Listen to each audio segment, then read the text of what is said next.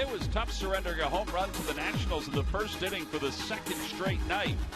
It was even tougher to deal with one of the most dominating pitchers in all of baseball for 8 stout innings.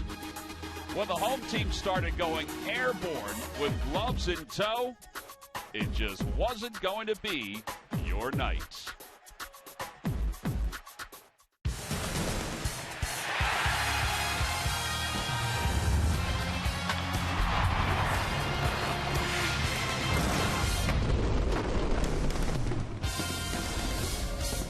Phillies and their fans are in search of a cricket number here this afternoon. A cricket number as far as runs go in the innings that they hit, and maybe even a W as they try to end this losing streak this afternoon against the Washington Nationals.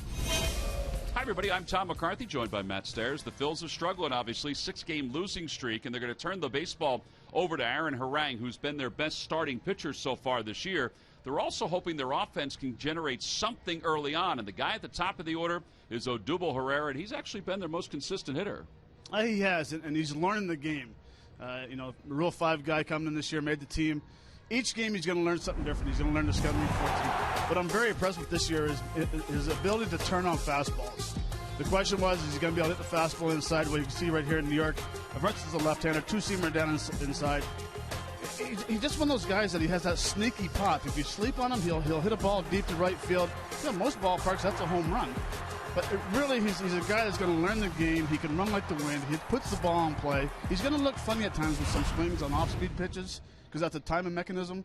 But really, throughout the year, the more bats he gets, the more comfortable he'll feel. Yeah, there have been a couple of at-bats where he has been off balance, where he was surprised that he was called out on strikes. And maybe that is, as you said, just his timing getting down. All right, well, today his timing is going to have to get down against Jordan Zimmerman, who did not pitch well his last time out, but let's face it, Matt, he has pitched well against the Phils the last couple of years.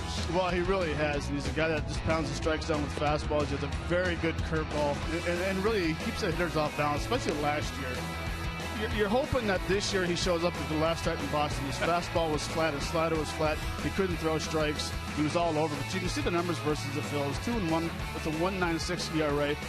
And really, there's nothing spectacular about what he does. He pounds the strikes down with fastballs, and he mixes in his off-speed ball. He pitches inside a lot to lefties and righties, which I think it makes hitters uncomfortable. He's hit 2 batters already this year, so we'll see fastballs inside, outside, and we'll see that big curveball. All right, well, we'll see if Aaron Harang can match that. Harang's numbers last year against the Washington Nationals were very good as well. He comes in with a 1-1 record and a 0.73 ERA. Lineups at first pitch when we return to D.C. Phillies baseball is brought to you by Toyota. Where will Toyota take you? Visit buyattoyota.com to find out. Toyota, let's go places. By Citizens Bank. One deposit checking. Keeping things simple is helping you bank better. By Xfinity, the official entertainment provider of the Philadelphia Phillies. By Budweiser, still brewed the hard way. This Bud's for you. And by Independence Blue Cross. Live fearless. Learn more at IBX.com.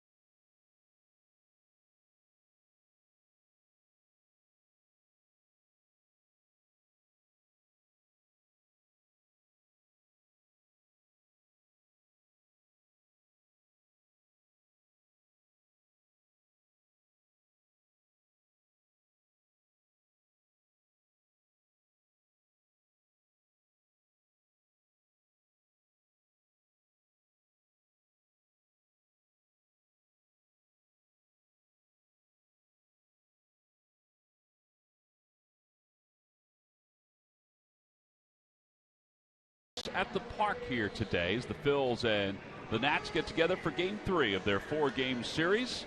The pups are all settled in the outfield. Let's take a look at the starting lineup for the Phillies, brought to you by Xfinity, the official entertainment provider of the Philadelphia Phillies. Odubel Herrera leads it off in center field, followed by Freddie Galvis and Chase Utley. Jeff Francoeur once again is the cleanup batter in right field. Cody Ashe hits 5th. Darren Ruff bats 6th today. Ryan Howard once again hits 7th. Batting 8th and catching is Cameron Rupp, and he'll be catching Aaron Harang for the first time during this regular season. And they will face right-hander Jordan Zimmermann, the 28-year-old from Auburndale, Wisconsin. 2 starts, one was really good, one was really bad. Yeah, and the first start was very good. He's pounding the strike zone. Last game in Boston, 2 1/3 innings, had a hard time throwing strikes. Hit a couple of batters. His fastball and his slider was flat. And the Budweiser scouting report, 90 to 93 mile an hour fastball, curve slider change, and the NL All-Star in 2014. Yeah, in fact, he's a 2-time All-Star during his career, and you see the velocity is down from the last couple of seasons. And the first pitch to Herrera is hit sharply to shortstop, and Ian Desmond is up with it. And there's one away on one pitch here in the first inning.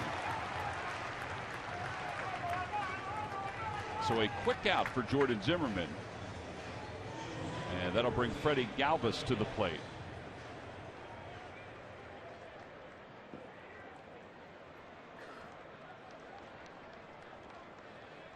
Galvis 1 for 7 so far in the series, with 2 runs batted in. And for the road trip, he is 4 for 14.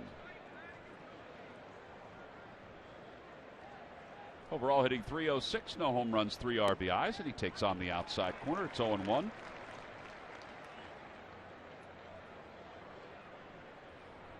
Brian Knight is the home plate umpire today, and that one's just a bit outside. 1 ball, 1 strike, and already the velocity is up for Jordan Zimmermann. Knight is at home plate. Vic Carapaz is at first. Larry Vanover, the crew chief, at second, and Ron Culpa at third. Off the hands, out towards center field, caught out of the air by Desmond. Little humpback line drive, and there are 2 outs. All right, Matt. Well, time now for our Nissan keys to the game, and so far they're not listening, although maybe they didn't hear them. Right, and we know he likes to throw strikes, but my first key is I'd like to see the work the count every at bat. See how many pitches you can throughout the at bat. My second key is for Rupp and Harang to be on the same page. It's the first time Rupp's catching them, so hopefully they can have a good momentum going and be on the same page. Yeah, Cameron Rupp has handled Jerome Williams already this year, Sean O'Sullivan already this year. Here's Chase Utley, who takes outside, 1 ball and no strikes. Utley is 0 for his last 13. And why I was mentioning about work the count, especially early in the game, he's coming off a real bad outing in Boston. Well, maybe mechanically he's struggling right now. So let's take some pitches and see what happens. But thus far he's been pounding the strike zone, so abort the key 1 and now attack. 1 ball and 1 strike to Utley.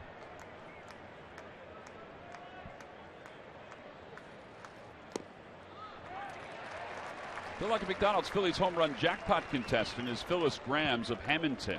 Phillies hit a home run at today's ball game. Then Phyllis will win $400. Phillies during this 6-game losing streak have scored only 13 runs. Utley lifts it to left center field. Taylor into the alleyway is under it, and an easy inning for Jordan Zimmermann. He's able to cruise through the first with just 8 pitches. Middle of the first, it's the Phillies 0. The Nationals coming up, and Harang goes to work.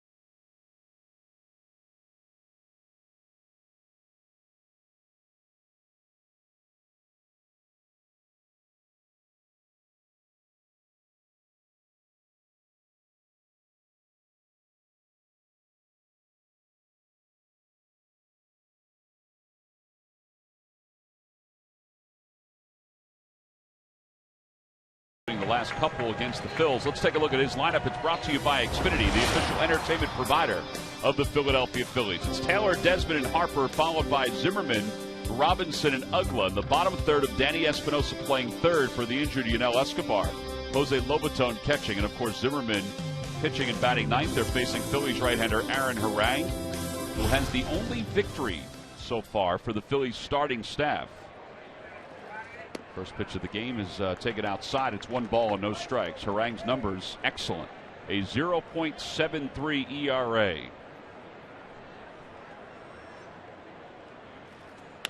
And there's a line drive base hit to left field for Taylor.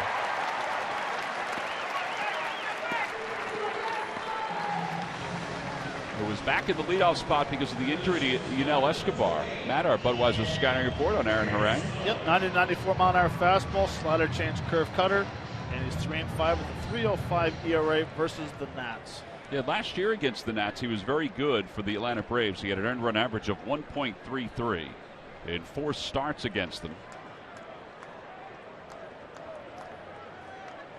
He'll now face Ian Desmond, who is 4 for 8 in this series after getting 3 hits in last night's ball game. Taylor broke. Desmond showed bunt and takes a strike. It's 0-1.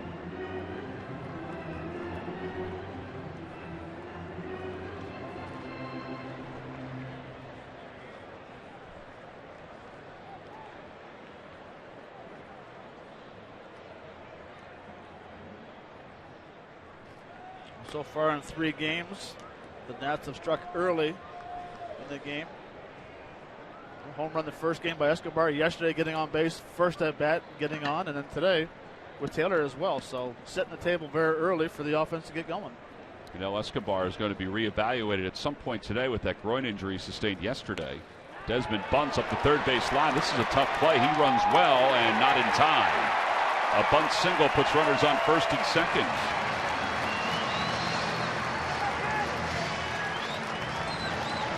The element of surprise for Ian Desmond. I thought he showed it a couple of times only to give Taylor a better opportunity to steal second base. Well, it's a great opportunity right here because one, it's either going to be a sac bunt or you're going to get a base hit out of it. And you can see right there, it's a beautiful bunt, 2 or 3 feet inside the foul line, and you can see right there he beats it very easily. But it's a win-win situation. You're either going to get a knock or you get a sac bunt. Why not? Now you got first and second with the middle of the order coming up. And Bryce Harper, who homered in yesterday's first inning, he had a 3-run home run. That was a kick in the gut for the Phillies. They were never able to come from behind. First pitch to Harper. He slaps it foul, and it's no balls and 1 strike. Now Harper is a swing and a miss guy. He has struck out 17 times. But so far in the series, he has scored a couple of runs, drove in 3 with that home run.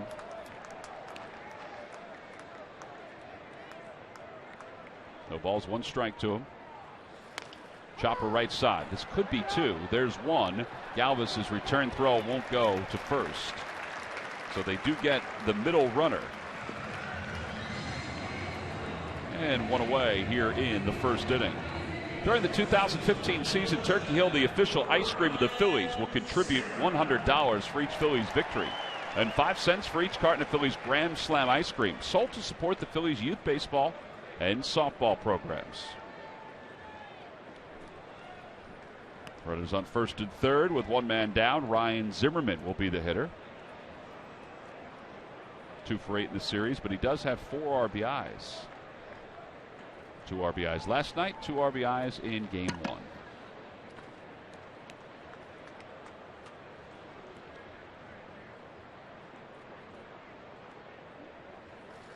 Fastball on the inside corner, and it's 0-1. Yeah, and the big blow last night was in the 7th inning, hitting that double down the right field line. He's an RBI guy. He can smell RBIs, and he knows how to bring guys in from third base or with runners in scoring position. Yeah, and that was a big one because the Phillies haven't been scoring runs, as everybody knows. There's a broken bat roller right side. It's going to get a run home. Zimmerman will be retired at first, but he'll get an RBI. And it's 1-0 Nationals here in the bottom of the first inning. And Matt, it's not the be-all and end-all, but the Phillies have only taken the first lead or taken a lead 3 times to start a ball game this year, and that's huge for the other team to get out front. Well, it is. It just seems like you're always playing catch-up in baseball, and it's nice to play with the lead. You can see the fastball inside right here. You know, you make a good pitch, and it ends up going in the favor of the other teams right there. You know, very easy that could have came back to the pitcher, but instead it goes towards first, and 1-3 at the putout, and still get an RBI out of it. Well, now Clinton Robinson is the batter. Robinson 6 for 19 so far. He has not played in this series.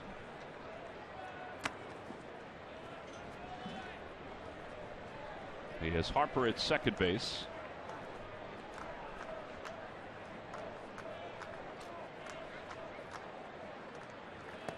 Check swing. Did he go? Yes, he did. And it did look like he went from up here. Ron Culpa, the third base umpire. This is basically a full hack right here. He went. It's looking like he went. 50-50, Matt. Can't back off it. That's right. He went.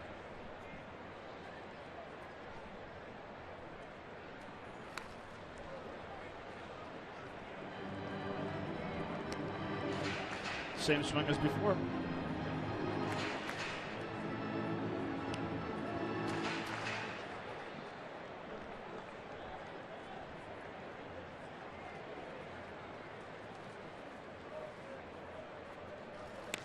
Over to third, little squibber. Ashe's got it, throws off balance across the diamond. Excellent play.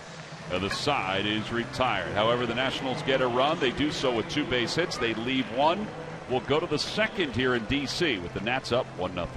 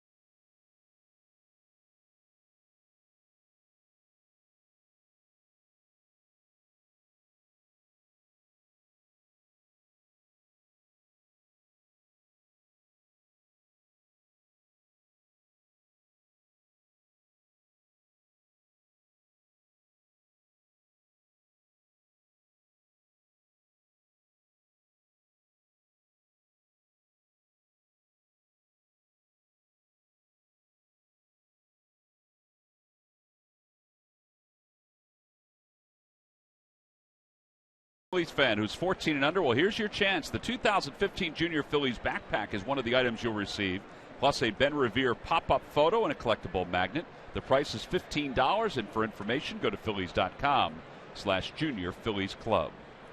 We go to the second. Jeff Francoeur takes the first pitch inside. 1 ball and no strikes. Francoeur starting again today, playing right field and batting cleanup. He's 3 for 7 in the series. Check swing, and it's 2-0. First base umpire says that he held up on that. Shocker, Jason Worth yelling from the bench again. Too early at start time for Jason. Is that why he's got today off? Must be. He's complaining to Vic Carapazza, saying that Francoeur went on that 1-0 pitch. 2 balls and 1 strike.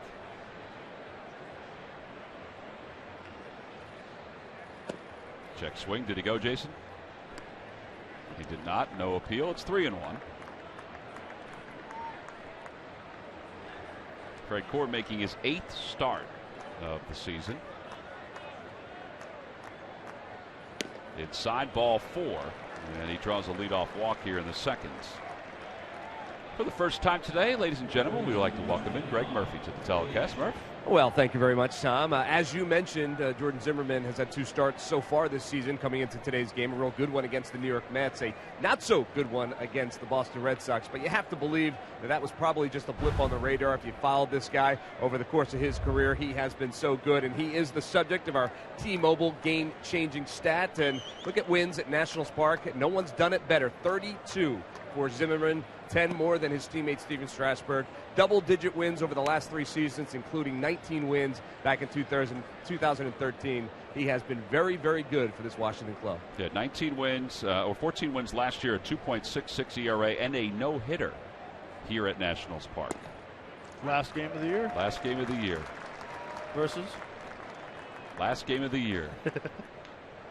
Miami, wasn't it? Miami. It was Miami, yeah. And didn't Miami get twice back-to-back years no hit on the last game of the season? Well, I thought they no-hit somebody the year before, didn't they? They were involved in a no-hitter back-to-back years. Henderson Alvarez threw one. 1 ball and 2 strikes to Ashe. That's what I meant. The interesting thing about that game is that, Zimmermann on the 20th of September came down with a shoulder problem. So he took 8 days off before that start against the Marlins. He thought he was only going to throw like 80 pitches in that game. And then he goes out and throws a no-hitter. No-hitter. 1 ball, 2 strikes. And Ashe hits it out towards center field. Gliding back is Taylor, and on the track makes the catch. And there's 1 out.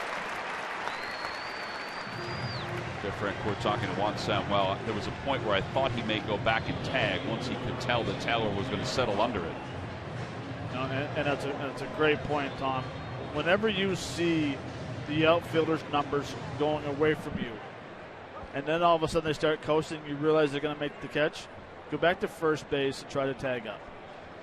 If you're still running full speed, then no, you stand on second base and then you retreat. But quick toss over, and Darren Ruff is the batter. Ruff 2 for 7 with an RBI in the series. Darren picked up a hit in last night's ball game, but he also was having a difficult time in some of his at-bats. Struck out a couple times. Outside, 1-0. And that's the pitch last night he had a hard time with. Was that hard slider or the pulled fastball last night? Almost looked like last night he was caught in between if he wanted to swing or not. Out toward left field. Ball carried pretty well, but right on the edge of the track. Making the catch is Robinson. Frank Ford this time goes to second. So there are 2 outs. That was an even easier one to track and go to second on because Robinson was back on his heels when he caught it.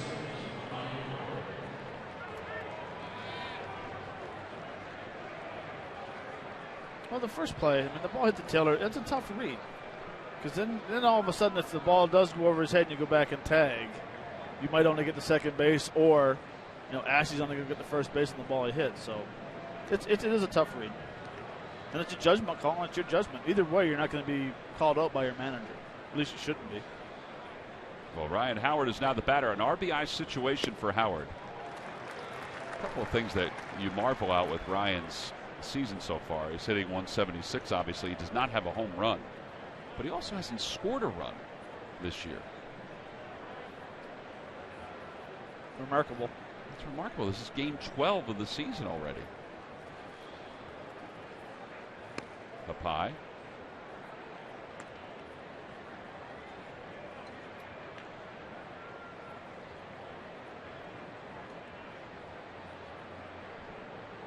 That could all change with one swing of the bat right here. One big fly.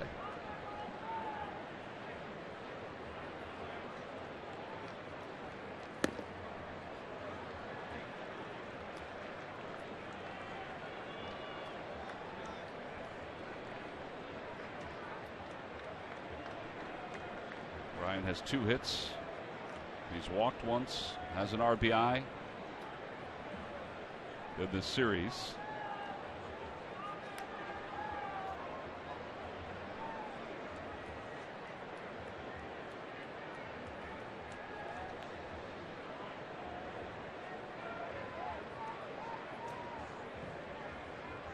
Doesn't seem like Jordan Zimmerman and Jose Lobaton are on the same page.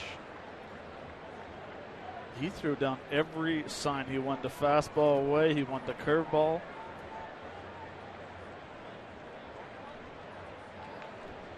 Well, they finally connect. That one is hit well. Ball's connected toward right field. Harper over toward the corner. Foul territory, out of play. Well, that was one of those where our vantage point fooled us a little bit. That was way out. I didn't know if it was going to stay fair, but it did seem like he hit it way better. That's a pretty good swing. He got way out in front of it on a curveball. He realizes it might stay fair, but. So 2 balls and 2 strikes to Howard, with Francoeur at second base. I think just doing a curveball. I'm saying he's going to elevate a fastball right here. Well, he does throw him a fastball. He didn't elevate it all the way, and it remains 2-2. It does seem like that elevated fastball, or that inside fastball, is the go-to pitch for a pitcher against Ryan with 2 strikes. Well, and especially if you're above average fastball. If you can hit 193, 94, and just not Ryan, it's very hard to get on top of and make a solid contact. Swing and a miss. Got him with a 93-mile-an-hour heater. First strikeout for Zimmerman. Time is retired. The Phillies get a runner in scoring position. Do not score. So we have played 1.5 here at Nationals Park, with the Nationals and Jordan Zimmerman on top, 1-0.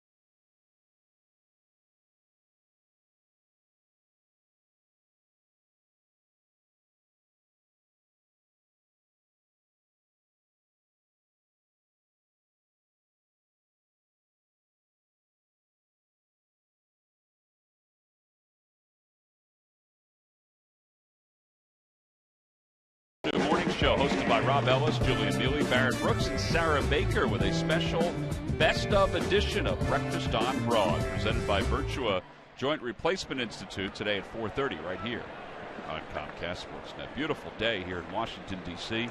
We hope you're getting a chance to enjoy this great weather back home. I mean, it is absolutely gorgeous here. Temperatures are supposed to be supposed to hit 80 at some point. Dan Uggla lines the first pitch to left center field. Herrera's on the run, makes the catch. Yeah, there's one out here in the second.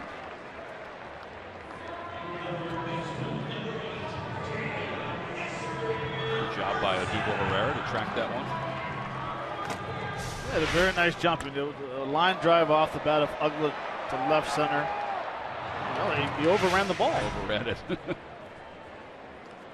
Well, he's put a lot of time in spring training and so far this year, and it's proven that how good of an athlete he is in the outfield and how he can play the outfield. I asked Juan Samuel, I said, will he play much shallower as he progresses? He said, well, I mean, it depends on how comfortable he is. Right.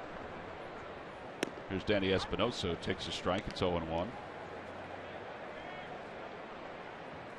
It really depends on the outfielders if they feel comfortable going back on the ball or coming in on the ball. But Jason Worth, he plays extremely shallow.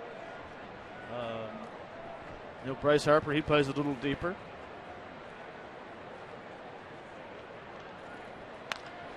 Out to center again. Herrera this time comes in and makes the catch. Well, those are two baseballs much different. One right-handed hitter, one left-handed hitter. Came out the bat differently, but his reads were very good on both of them. Well, and especially that one right there. The line drives that are right at outfielders usually give you the hardest time because you don't know if you want to go back or if you have to come in on it.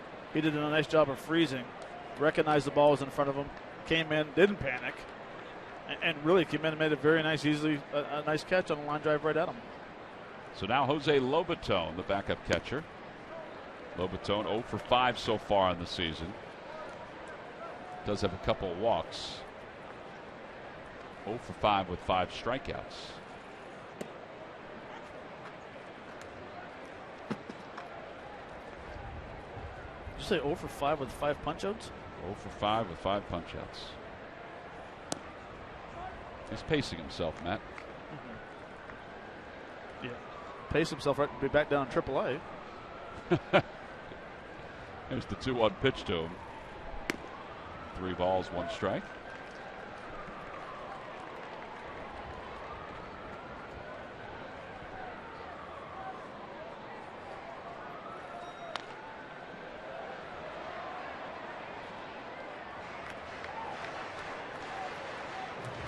There's a record that we've never talked about that I own.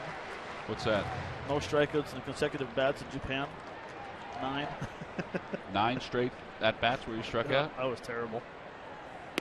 Swing and a miss. He's on your heels, Matt Stairs. 1, 2, 3 go the Nationals. First strikeout for Harang. We've completed our first 2 innings. Phillies down 1-0.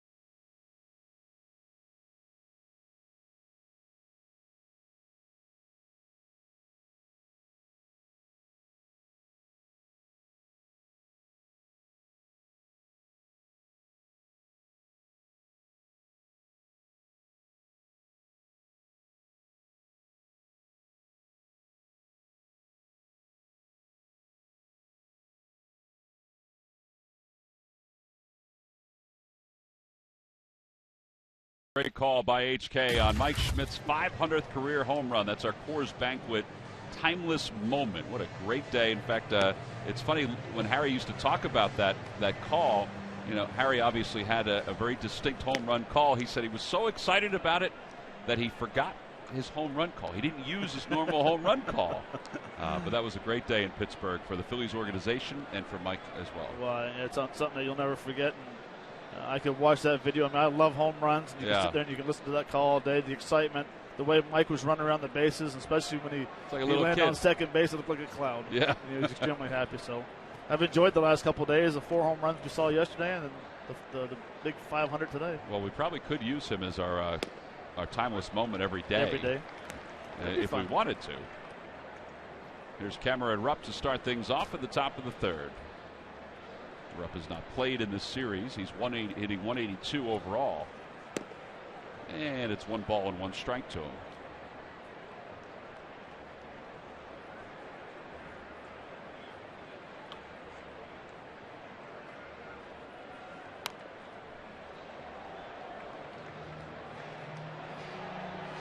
these are the days it's very hard for backup catchers because they know they haven't played a whole lot this year. And I like it so far. He's seen 4 pitches. It's going to be his 5th pitch. Just get your timing down a little bit. Well, he's down looking on strikes, so 2 strikeouts for Jordan Zimmerman. He doesn't seem to have the same command issues that he had up in Fenway Park the other day. No. I mean, this is just the perfect accuracy right at the glove. I mean, that's just a very nice little 2-seamer that came back a little bit. Tip your hat and walk back to the dugout. Aaron Harang hits one out towards short on 1 hop. And Desmond bobbles it again, and he just gets Harang over at first. I thought Harang beat that. Harang talking to Juan Samuel. Sammy going over to talk to Vic Carapazza. I mean, Aaron obviously doesn't run all that well, but he was busting it up the first base line. And Ryan Sandberg up on the top step. Did he get him? Take a look. Well, that's twice we've seen back-to-back days of the exchange. I think he was safe. I mean, for the naked eye, it looked like he was safe, but looking at the replay, it looked like he was safe, and Desmond is really frustrated with himself. Big time. All right, so they are going to take a look at this, and again, we've only looked at it one time, but naked eye, and one time it looked like he had beaten it. Here's Harang. It looked like his foot was on the bag. Am I wrong about that? Well, at that angle, it's kind of hard. All right, so this play is under review. They bring in the crew chief, Larry Vanover, to join Vic Carapazza, who made the call. And they will allow the folks in New York to take a look at the replays. The same replays we have and that the Nationals have, those are at the disposal of the folks up in New York. Take a look at this slow-mo. Great angle right Yeah, here. this is definitive right here. He is E6. Oh, my gosh, that would be the 8th error of the year for Ian Desmond. You think he's frustrated when he got the out call? He's about to be a little more frustrated. And he is safe at first. So it'll go down as an E6. Boy, 8 errors for Ian Desmond. 14 errors for the team. 8 errors for Desmond. We said that they're all different, but the last couple have been on the exchange. Yeah. Keeps looking at his glove. Every player does that. Heck, everybody did it since they were in Little League. They'd look at the glove and say, what's going on?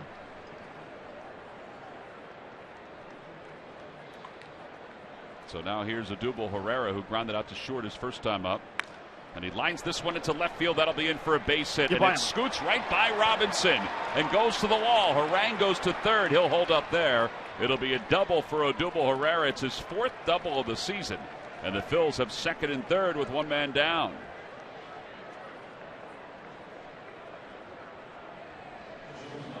Well, that's 6 extra base hits now for Herrera. Well, and we talked about it in the open, and he has that quiet pop, that snake pop. The ball comes off his bat, very nice.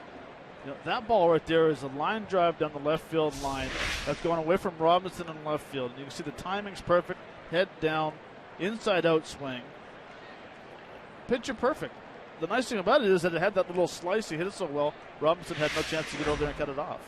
So now it's Freddie Galvis who's up, who lined out softly toward the middle. His first time up, and he hits this one back toward the middle, a base hit. Harang will score. Rounding third and being held there is Herrera. And the Phillies have tied this ball game up at 1. So the error by Ian Desmond has opened up the offense for the Phils in this 3rd inning. You know, and talking with FP Santangelo, the broadcaster with the Nats, and he said that every time Desmond makes an error, it doesn't seem like the pitchers can pick him up. It always comes back and bites him. Well, right there, second, third, very nice piece of hitting. Hits the ball up the middle on an off-speed pitch. All right, Matt. Well, it's been 59 innings since the Phillies last put a crooked number up on the board. Even the runs that they have scored during that span have been few and far between, but they've been single digits. Let's see if they can put a crooked number up here. Utley takes inside. 1 ball, no strikes.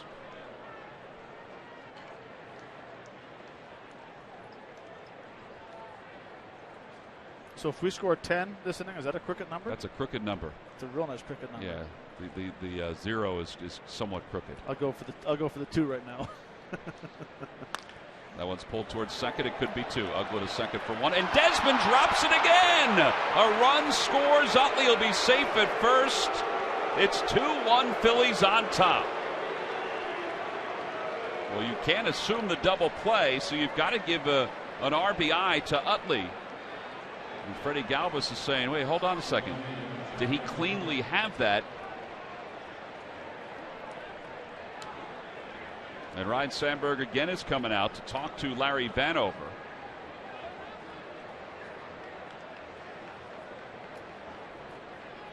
I mean, there does have to be a clean exchange.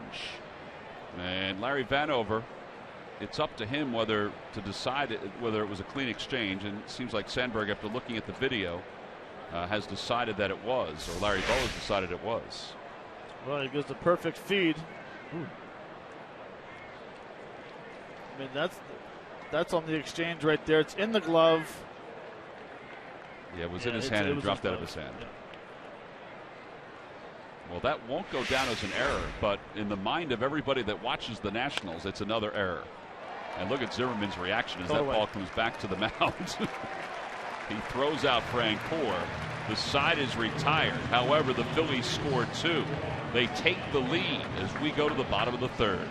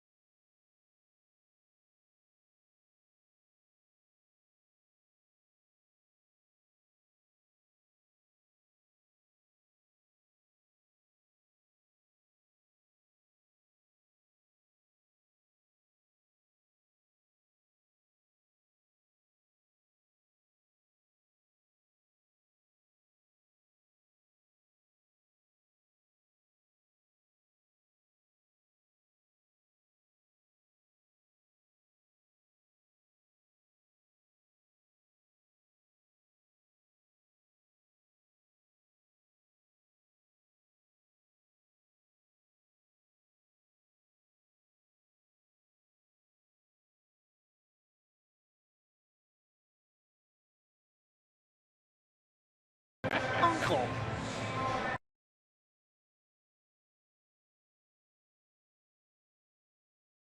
Time now for the Jeep Stump the Fans trivia question. Log on to Phillies.com. Go to the fans section for all the information.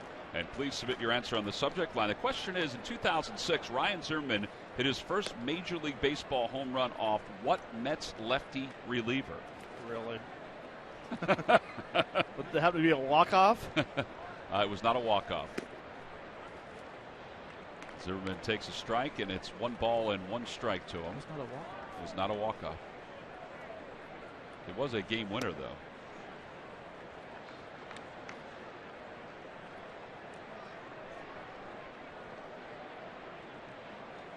Zimmerman's career numbers, a 170 hitter.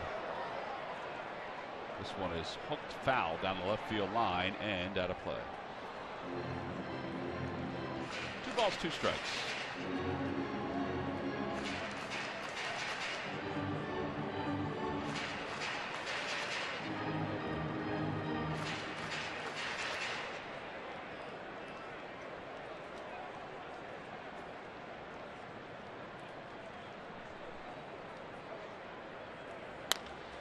Out toward right field, Jeff Francoeur.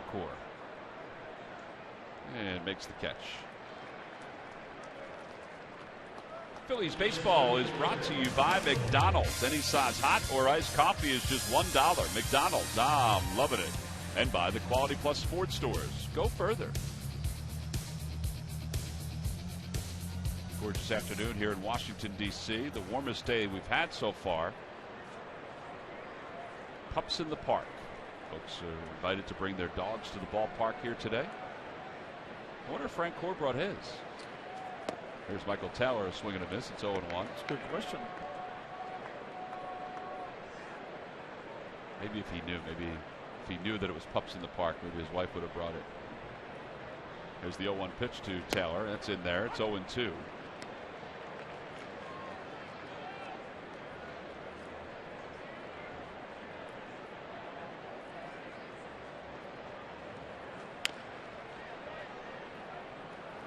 I was reading some of the scouting reports on Michael Taylor, and one of the names that people likened him to was Mike Cameron.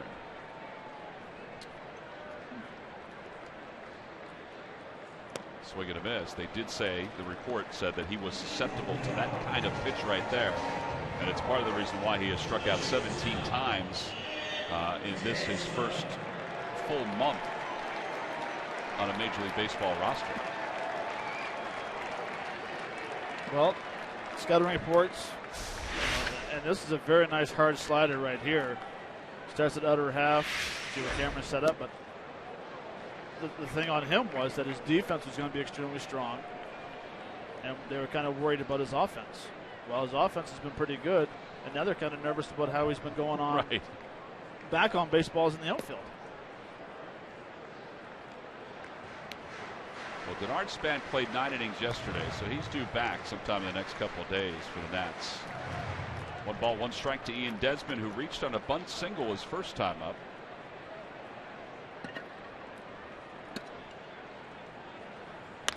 And he lines that one toward the alley in right center field. It'll be cut off by Herrera, who was playing deep, and Desmond is aboard with his second hit and his 5th hit in the last 2 games.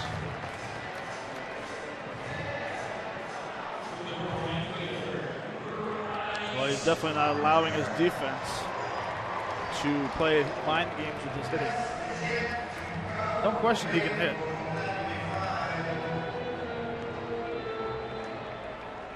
Well, and there's no question during looking at his track record that once you get past the month of April, he's fine defensively. Maybe they should start him on the DL in April.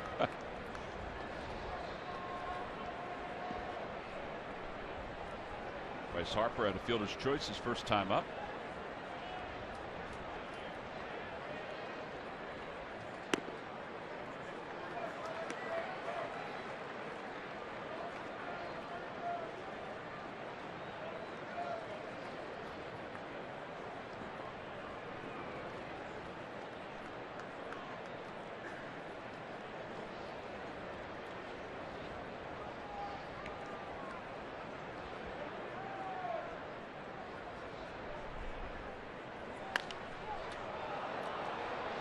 Should slice out of play. Ashley gives it a look. It's going to be a few rows back. And it's 1 ball and 1 strike.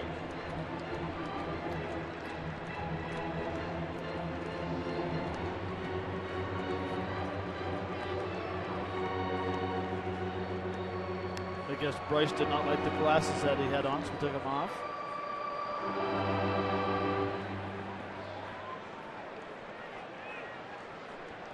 You've talked about this batter's eye being the worst in the league as far as hitters go. You wonder on a day like this how much it impairs the hitters. Looks like he's taking some healthy swings. Some people, I didn't like have a batter's eye that was at an angle. You know, that's a slope. And you see the cameras in center field. And the bleachers are right beside. I mean, maybe I was looking at the wrong spot. Maybe that's why I could never hit here. But I like a solid, straight down batter's eye with nothing around it.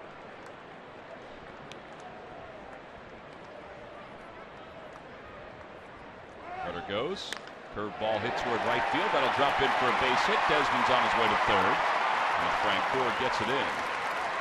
Nationals up first and third with 2 men down.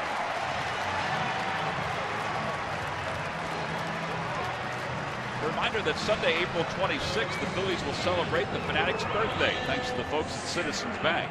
All fans coming to the ballpark that day, 14 and under, will receive the Fanatic baseball socks. You can get tickets by going to Phillies.com. Also, keep an eye out on some of the things that are planned for that day. There's going to be some surprises for a lot of the young fans. They're going to be coming out to the ballpark. Some pretty cool ones, too.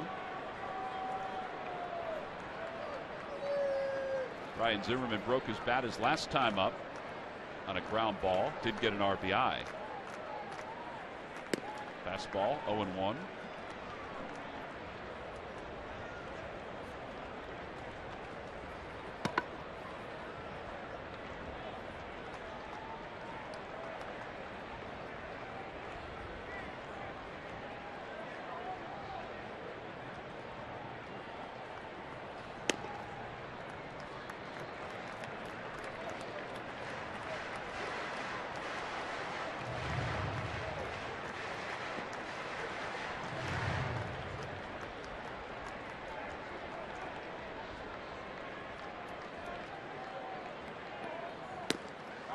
They throw behind Harper.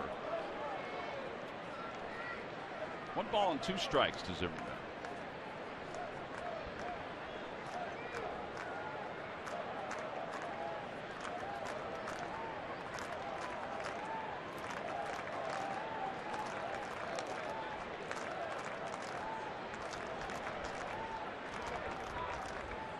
Swing and miss. He got it with a breaking ball. And Rupp will throw to first to finish off this strikeout. Well, good job by Aaron Harang to work around the 2-out base hits by Washington. No runs, 2 hits, and 2 men left. On to the 4th inning with the Phillies up by 1.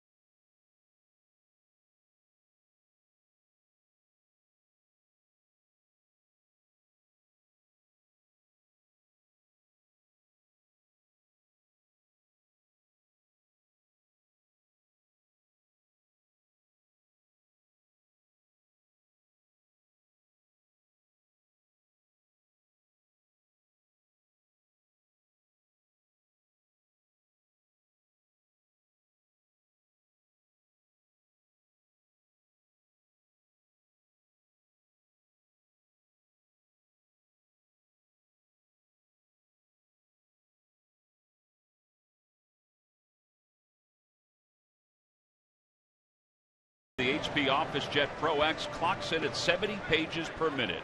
Get yours today for up to 50% off from who but WB Mason. We'll go to the top of the 4th inning. The Phillies lead it 2-1. They scored 2 runs in the 3rd. Both of those runs unearned because of the error to Ian Desmond. Cody Ashe will lead it off. It'll be Ashe, Ruff, and Howard against Jordan Zimmerman.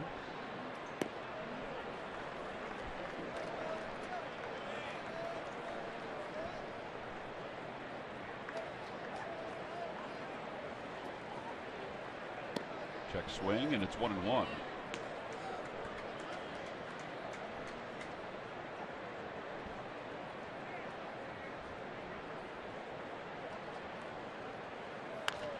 And as she fouls it away, Zimmerman is from Auburndale, Wisconsin, which is a very small town. In fact, according to Zimmerman, there's a little less than 800 people in his hometown. When asked whether he knows everybody in Auburndale, he said, well, yeah. He goes, everybody knows everybody. That one is lined out to right center field by Ashe. It'll be in for a base hit. Cut off by Taylor. Ashe on his way to second, and he'll get there with a sliding double. second double of the year for Cody Ashe.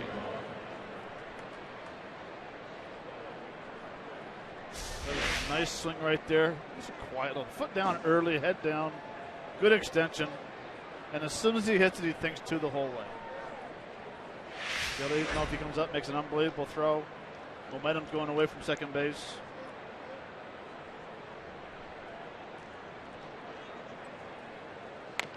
Darren Ruff trying to get the ball the other way, and it's no balls and one strike.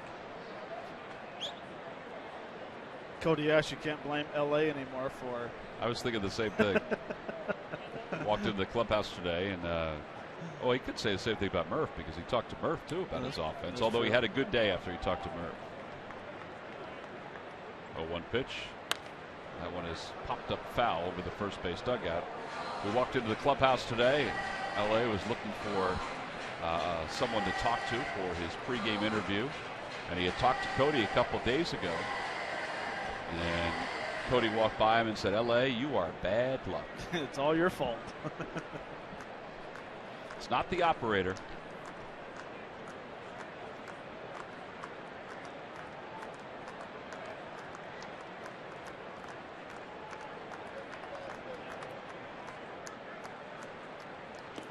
In the dirt. Ashe, quick reactions going to third, and he is out at third base. Espinosa never allowed him to get to the bag. His slide was short. In fact, you can see the markings right on the field. Give Lobatone credit. He did not give up on that. See right here, he's blocking the base. And he blocked it with his knee. He never got to the bag. It's a Chase Utley move right there.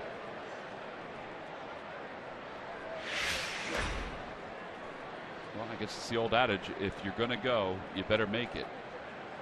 And he's trying to take a chance. He took a good throw and an even better tag. 2 balls and 2 strikes to Ruff.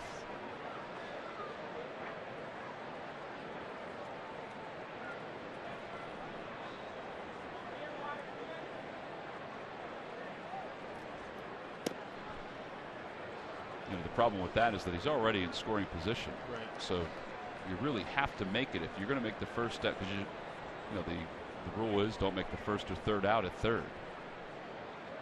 Thought he got a good jump too. Yeah, I did too. Fly ball center field, and Taylor will make the catch. 2 outs here in the 4th. And Ryan Howard's coming to the plate. Well, and one thing I'd like to see with Ryan Howard is I'd like to see the bat angle going down this way towards the ball. But the problem is right now is the back elbow, if you watch it, how all of a sudden it goes up straight in the air, and now all of a sudden the bat becomes a loop this way, and that is why he's swinging underneath a lot of baseballs. So he needs to think about getting on top of the ball, going down through the ball, instead of having that back elbow going up. And you can tell when you just really concentrate on his back elbow on takes, because you can see that high elbow, and then all of a sudden he drops that back elbow, and you'll be able to see that elbow right. No? That one he got on top of it because it seemed like a high pitch, but he's thrown out to finish up this 4th inning. Phillies do get a base hit, but that's wiped away. We'll head to the bottom of the 4th. It's 2-1. Phillies up top.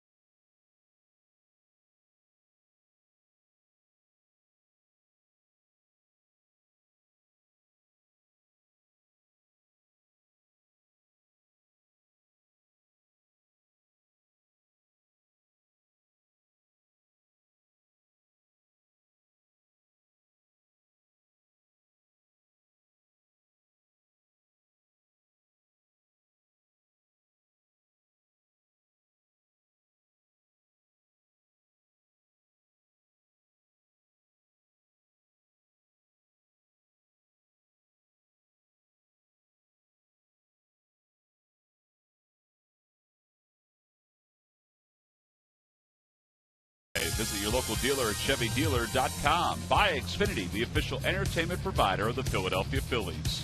And by Nissan. Choose Nissan today for great offers on our most exciting lineup ever. Shop ChooseNissan.com. Last of the fourth, Phil's up 2-1. Clint Robinson will lead it off against San Diego's Aaron Harang. San Diego native, I should say. Ground ball right side, right past Howard into right field. And Robinson's aboard and leadoff single, and Francoeur throws behind him, and Harang can't hold on. Wow, they had him.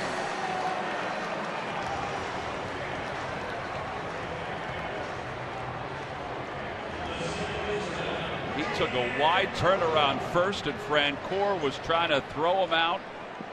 And he had him with a, if the ball was held onto by Harang. Man, he's got a good arm. he loves to show it off. You can see he comes up, he kind of lulls him to sleep. Just gives him a little prick of a short hop right there. Well, Dan Uglow's the batter. Robinson's at first. First pitch is outside, 1-0. Well, what would have been an embarrassing play for Robinson is now a lesson.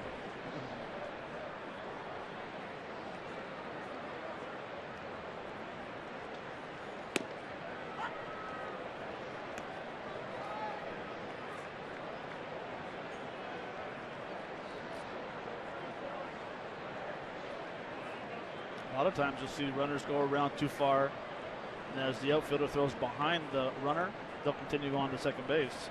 That's embarrassing for an outfielder. I tried to do that to Justin Morneau one day.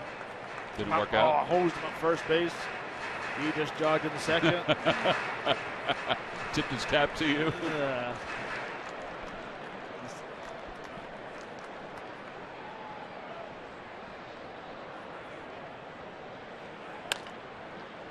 Left side, Ashe's got it. There's one, and not in time. Ugly was able to get up the line. So they get the lead runner, 5-4 on the putout. And that'll bring Denny Espinosa to the plate. Let's check in with Greg Murphy. Murph. All right, thank you very much, guys. Well, Aaron Harang came into this game 1-1 on the season, but an ERA under 1. He has done exactly what Phillies management hoped that he would do early in the season when they picked him up during the offseason. He's just giving you quality starts. He had 25 quality starts a year ago for the Atlanta Braves, and he continues to do so. 2 earned runs or less in each of his last 6 starts, an ERA of 3.11 in his last 20 starts. So he's a guy that goes out there and, keeps his team in games, and that's exactly what they were hoping he could do for the Phillies, and early this season he's been able to do just that. Yeah, I think one thing that he talked about, Murph, and it probably has lent itself to a success this year, I'm not sure about last year, is just the pounding the strike zone. Just with all of his pitches, everything is right around the strike zone and down in the strike zone too. Yeah, I think that's the second part of that is probably the key for most of these guys. That he doesn't have overpowering stuff, but he seems to be able to locate it when he needs to, and he's been able to do that time and time again over the last couple of seasons. So, he's a guy, Matt, that has been around for a long time, and obviously, even as his stuff changes, he knows how to pitch at the big league level, and that's what he's been able to do. And very true, Murph. He's very frustrating to face because you think you're in a fastball count, and he'll throw that choke fastball, get you out in front. He's sneaky fast at times, but but like you said, Murph, he can control all of his pitches and he throws them for strikes. Now, as we talk about it, he's at 3 balls, no strikes. But I agree 100% what you were saying. Well, that's the first 3-ball count of the day for Harang. He lays one in there for a strike. It's 3-1.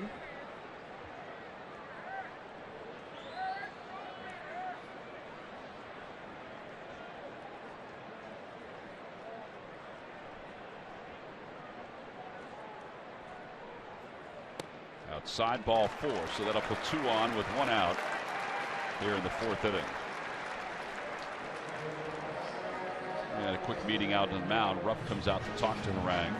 Follow the Phillies all season in 2015 with MLB.com At Bat, the #1 app for live baseball.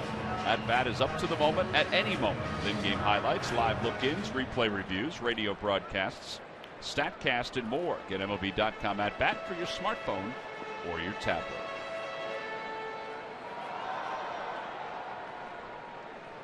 Well, now Lobaton struck out his last time up.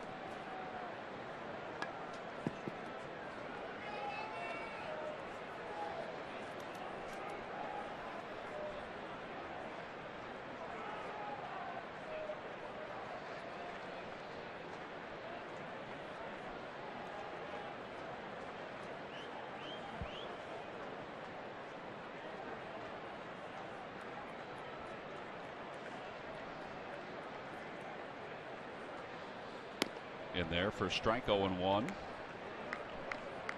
I mentioned that Harang has the only victory for the Phillies starters so far this season. And this is game number 12 on the year. The starters are 1-7 so far in 2015. Back toward the middle, and Utley can't get to it into center field, a base hit. A run will score. Over to third base goes Espinosa, and it's a 2-2 game.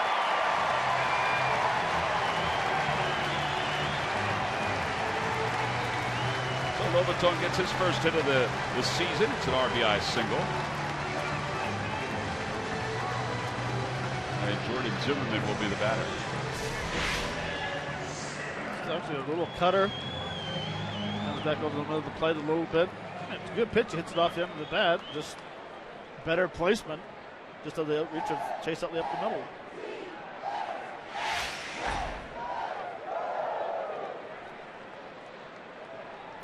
Zimmerman flied out to right his first time up. He's up there showing bunt. Espinosa's creeping down the third base line. The pitch is taken outside, 1-0.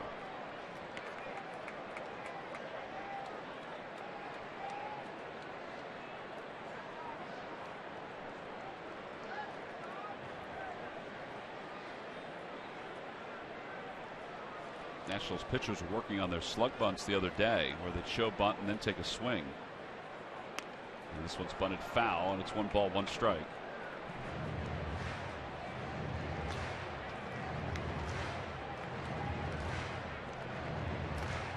I think Espinosa's thinking about coming home if the ball's bunted in a proper way. This is a safety squeeze, and by the amount of secondary lead and his lead at third base, they have no shot at throwing him out of home plate.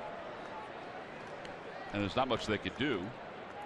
He's creeping in as Ashe creeps in. Zimmerman bunts at it and misses. The 1 ball, 2 strikes. Sorry, Tom. The only thing they could do is Cody Ashe stays close to third base and throw over third base a couple times. Because as Cody's coming down the line, Espinosa's coming with him. Well, if he stays close to the bag, Espinosa wants to stay close to the bag as well. Swing and a miss. Zimmerman is struck out. So 2 outs. And strikeout number 4 for Harang.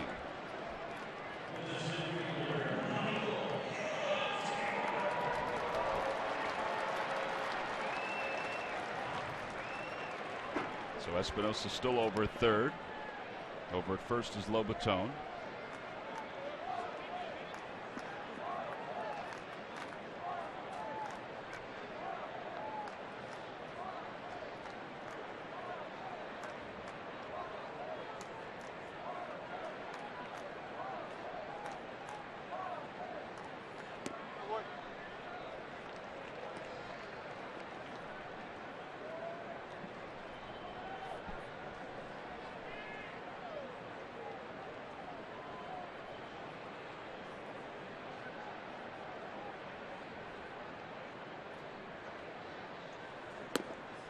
Again, 2 balls, no strikes. Toyota Major League Scoreboard. We'll take a look at what's going on with the Braves and the Blue Jays. Freddie Freeman has a home run, couple RBIs. Braves are shutting out the Jays 4-0.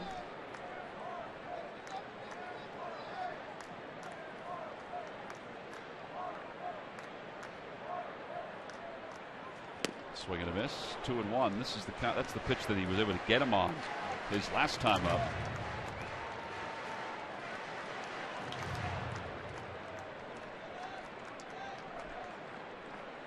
By the way, that was a nasty 2-0 slider.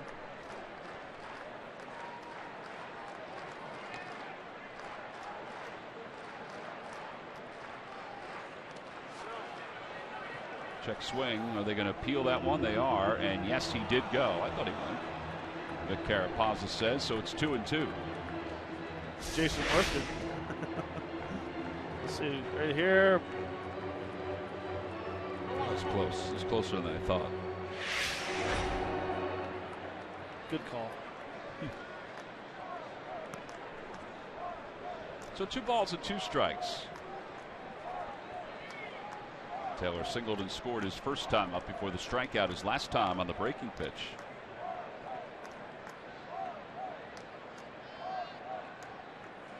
And a called strike 3. Man, did he freeze him. And he is struck out for the second time. 2 strikeouts in the 4th inning for Harang. The Nationals, though, tie it up. We're even at 2 as we go to the 5th.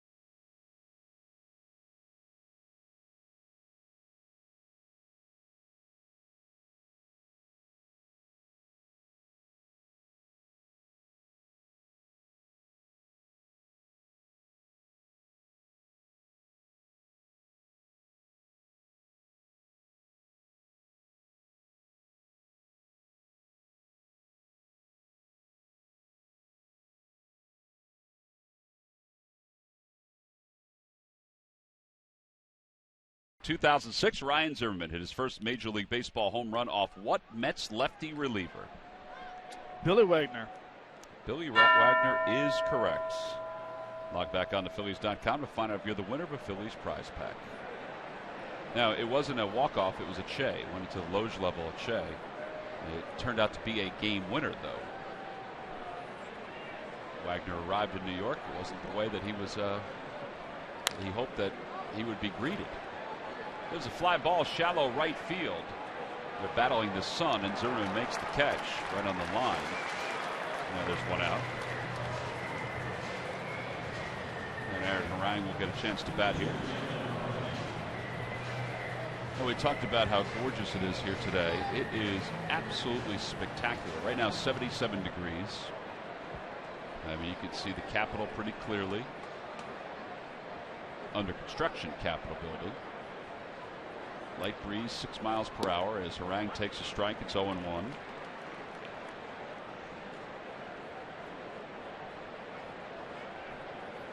Harang reached on an error and scored his first time up. Chops that one to third. Espinosa. Another 2 outs. Phillies baseball is brought to you by Budweiser. Budweiser still brewed the hard way. This Bud's for you.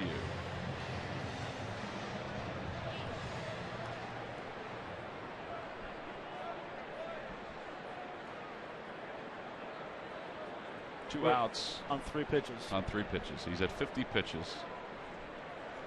I was more looking at him knocking the clay out of his spikes. I'm thinking, there's no mud out there. How could there be that much clay in his spikes?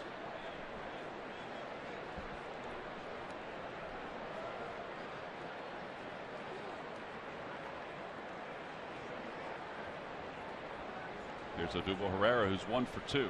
He's got to be taking at least one, right? Well, there's one. Just kind of hoping that camera up and take a pitch. Especially you're in the 8-hole, pitcher behind you. Get a ball to drive at least. How did he make contact at that? I mean, that was up toward his chin.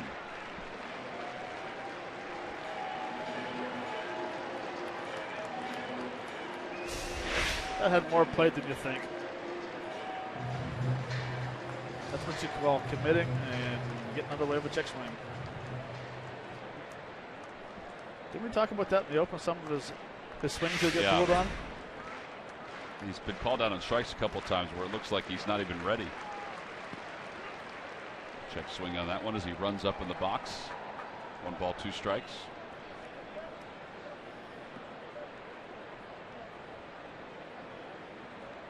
Herrera, who was born and raised in Venezuela, was a volleyball player for a lot of his amateur career.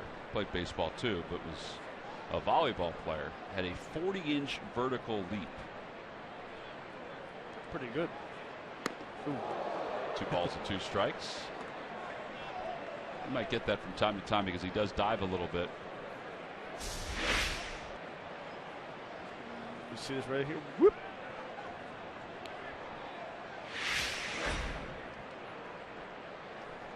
There he goes, right back to the inner part of the batter's box, though.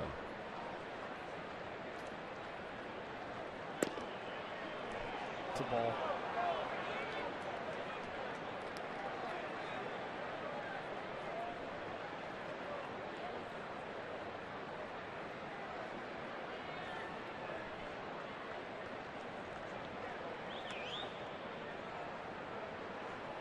But his toes are right on the inside of that chalk. At least his back foot is. Stays alive, fouls it off. It remains 3-2.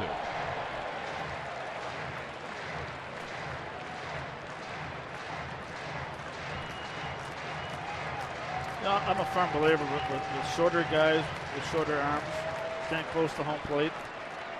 The only worry I have is that the fastball inside to him elevate just a hair for a strike.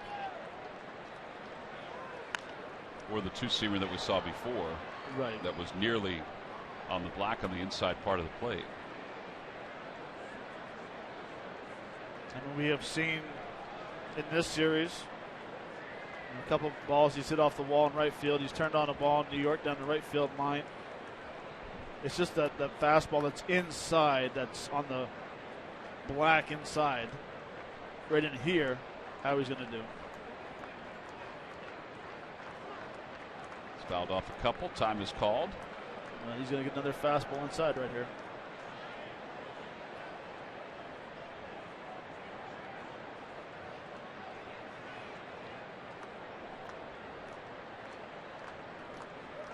Inside, ball 4. Turned out to be a heck of an at bat for him. Not only spent some pitches, but it worked out a walk to bring Galvis up to the plate.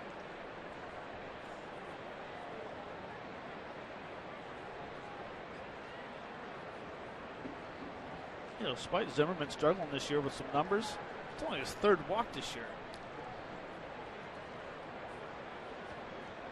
They hit 2 batters in the game against the Red Sox to combine with the 1 walk. And that's what he wasn't happy about. There goes Herrera. Pitch is taken outside. Lobaton's throw to second, not in time initially, and he's able to hang on to the bag. Stolen base number 2 for Herrera. Boy, he got an excellent jump. That he did. And this pays off to sit there and watch the films before the game and get reads on all your pitchers. You can see right here that head first slide easily. Just now a matter of keeping your hand on. And that's just a tremendous jump right there. And I think his hand stayed on at the end, even though Desmond was pushing it off. Yeah. Matt Williams is peeking into the dugout, or peeking into Randy Knorr, his bench coach, who's on the phone as they're reviewing it back in the clubhouse. And I think they feel like he kept his hand on it.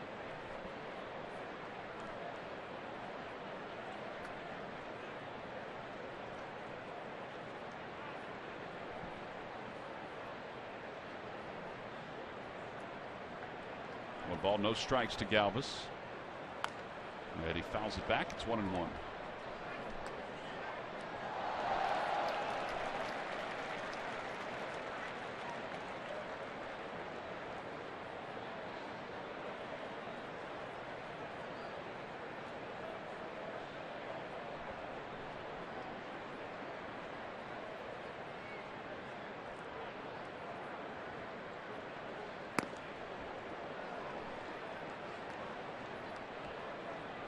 Herrera's at bat has stretched Zimmerman out a little bit. He threw 3 pitches to get the first 2 outs, but he's now thrown 14 combined. It's 2-1 to Freddie Galvis.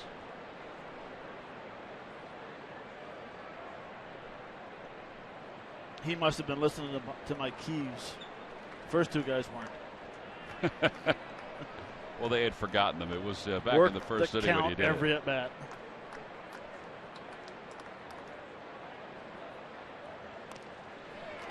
Galvis a little out front, fouls it off. It's 2-2.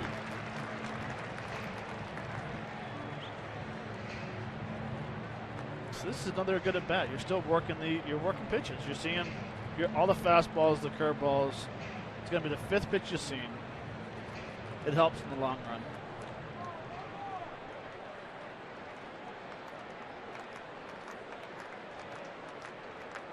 Besides, it helps you get into a bullpen that has a lot of question marks in it. Broke his bat, loops it out toward left field. This is going to be a tough play. Going out is Desmond. He can't get it. Herrera will score, and the Phillies take the lead. It's a 3-2 ball game. Second RBI for Freddie Galvis. Second run scored for Odubel Herrera, and that stolen base was huge to get into scoring position.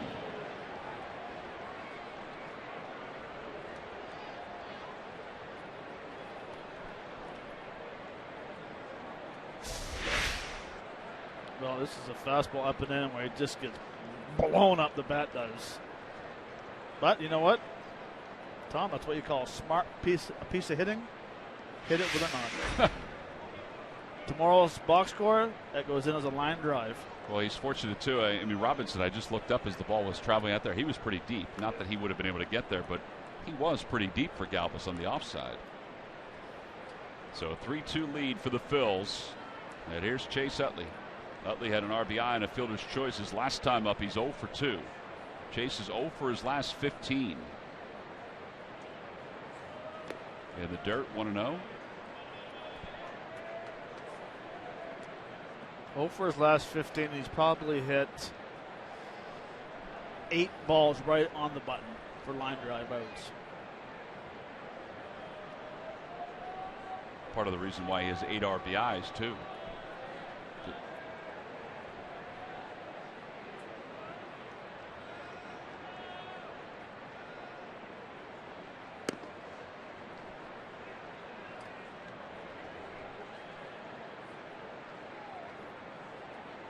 Amazing how this inning began with 2 outs recorded on 3 pitches. Well, after Zimmerman watched Herrera, you could tell he was a little frustrated, walking around a little bit on the mound.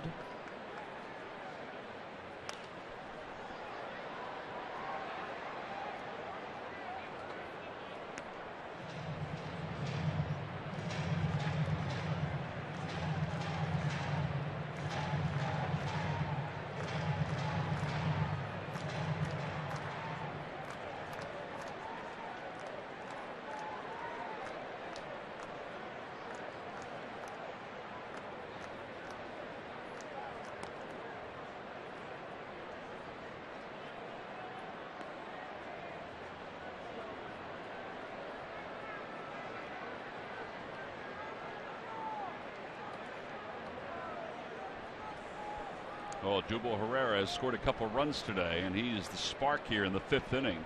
The 2-out walk and stolen base was huge. Utley fouls it away. 2 balls, 2 strikes to Chase. This is the perfect time to send Galvis at first base. I thought maybe they would send him on the last pitch.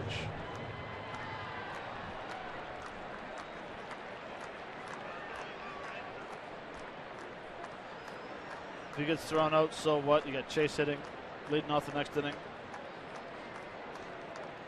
2-2. Might be a curveball here.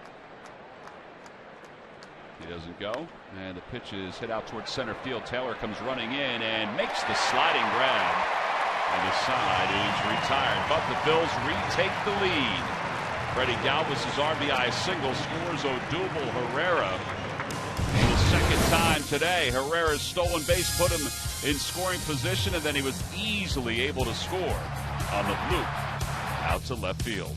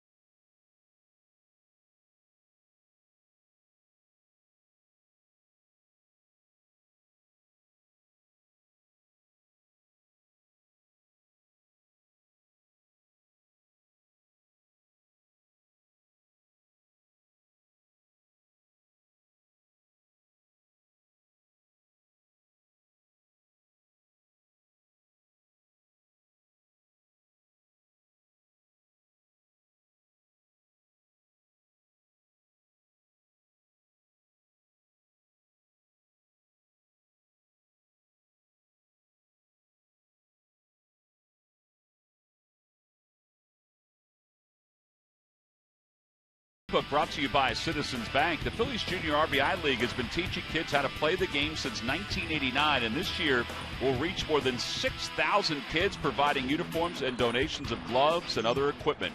Go to citizensbank.com, citizensbankpark.com/community for more information. Good banking is simple, clear, and personal, and that's helping you bank better. Citizens Bank. Desmond leads it off here in the fifth, and Harang fields it cleanly.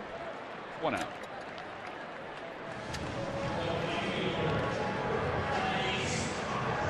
And now Bryce Harper.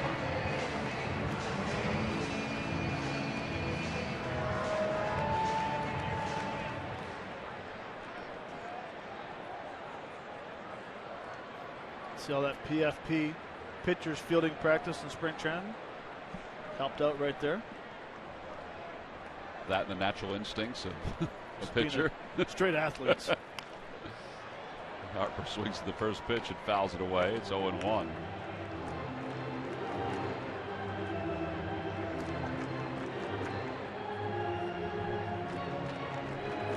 Harper reached on a fielder's choice in the first, singled in the third.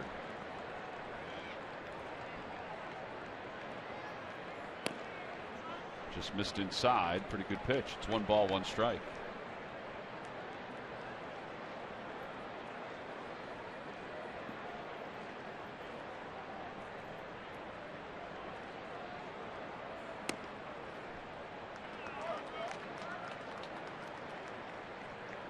Phillies are the 8th team for Aaron Harang, who's pitched in the National League East with the Braves, the Mets, and now the Phils. The team that I always thought he would fit in with was the Padres, which he pitched for them in 2011. That's his hometown. It's a good ballpark for him, I would think, how deep it is in a lot of spots. That one is hit a ton out to center field. Forget about it. Man, oh man, oh man. Wow. That is a long home run for Bryce Harper, and it's just tied this ball game up at 3.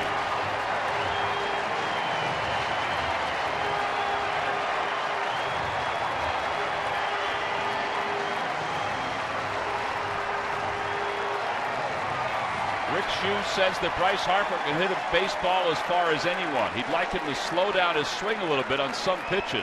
Not there. Well, he gets a 3-1 cookie right here. Full extension, down low a little bit. Stands up tall on it, knowing he has it home run to center field. And this thing hits the back wall. All the games we have watched here, we haven't watched as many as obviously national fans, but I have never ever seen a ball hit off that back wall. I mean, you played here. Did you ever see a ball hit off that back wall? No.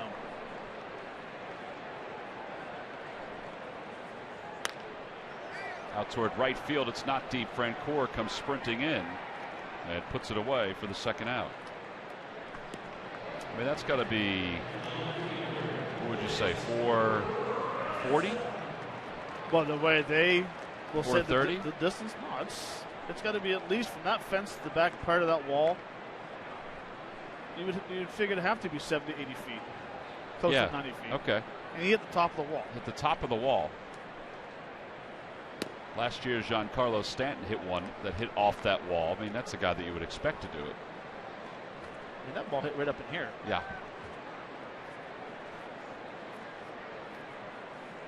They'll probably measure that 432 or something. Oh, see, I thought you were going to tell me that they would add on like 50 feet or something to it. Well, they should. That should be close to about 485. To the right side, Robinson hits one to Utley, who takes care of him, and the inning is over. But the Nationals tie it up. A long solo home run off the bat of Bryce Harper. I think Harang is saying something to the home plate umpire, Brian Knight, maybe about one of those pitches to Harper that he thought should have been a strike on the inside part of the plate. He does it very calmly as he walks off. But we are tied up at 3. We'll go to the 6th.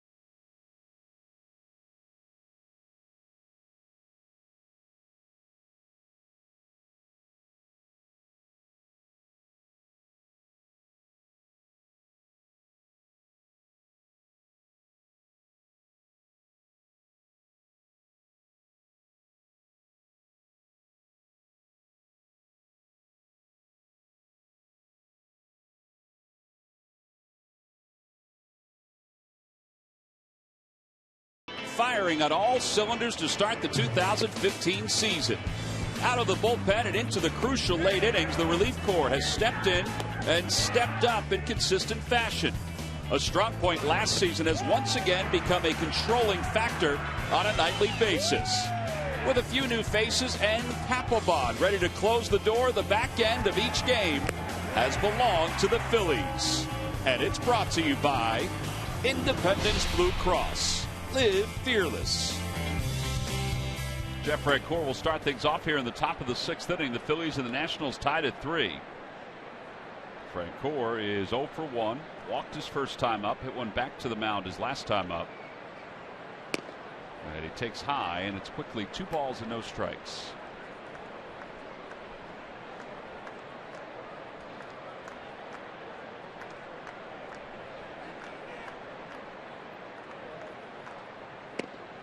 Francoeur was telling us stuff last night that we don't often hear from a hitter.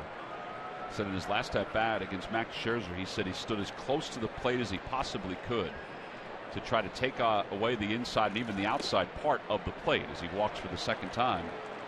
Matt, in a lot of cases, people talk about hitters of this day and age. They say they never make any kind of adjustments. They always stand in the same spot. They don't move around or anything like that. I mean, he was talking about just sort of sucking up the entire inside part of the plate. Well, you crowd the plate because nowadays pitchers are not taught how to throw inside for strikes. They're not really. You're taught how to pitch away from hitters, away from their strengths. So if you get on top of the plate, sometimes the pitchers feel uncomfortable. Well, it's interesting him saying last night that this is probably the best that he has felt standing over top of home plate, knowing that he was close, knowing that that big slider, he sees it longer, and he realizes that if the slider starts outer half, it's going to break out the zone. Now, if you're a guy that can hit a fastball inside, you don't have to worry about that because it's a reaction. But I found it very interesting that he said it, and I've been watching them tonight, and he is a little closer to the home plate.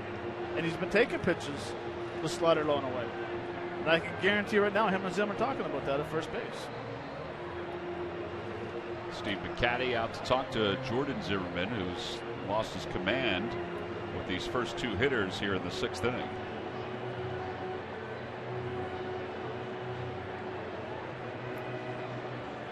Fred Kohr also said that he works out in the offseason with Brian McCann, and they get a chance to talk a lot of hitting, different approaches to different pitchers. As she takes inside, 2-0.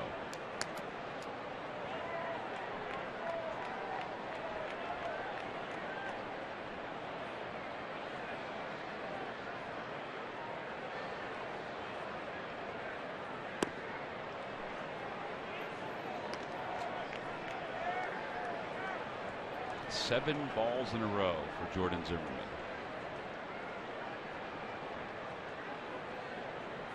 Tom, you taken?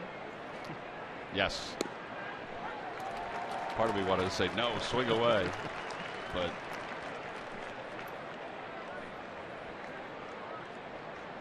you have Rupp on deck. You're expecting probably the same kind of pitch here.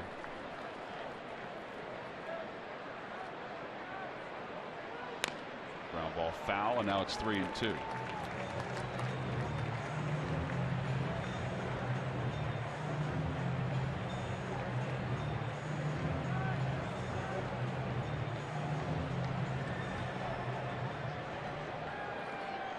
Put him in motion. Well, Nationals think that might happen.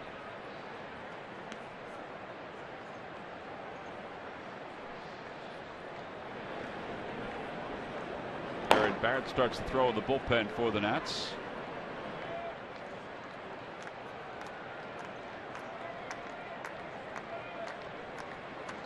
There he goes. Pitch is grounded foul again. Into the Nationals dugout.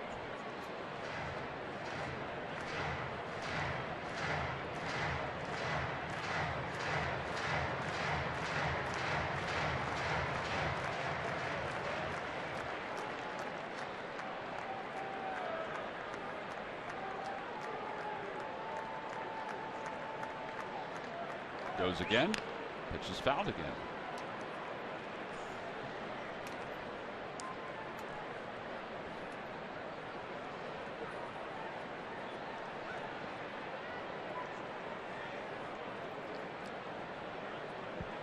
Now, when Mike was in the booth on Saturdays and Sundays, weekends with Schmidt, yeah, he must know the signs from Pete at third base. He was trying to pick him up. Frank Kohr goes again. The pitch is fouled again, this time over the third base dugout. Although in maybe a couple weeks, those signs are going to change, so Mike will not know. Because they do change from time to time, right? The signs will stay the same, different indicator. Okay.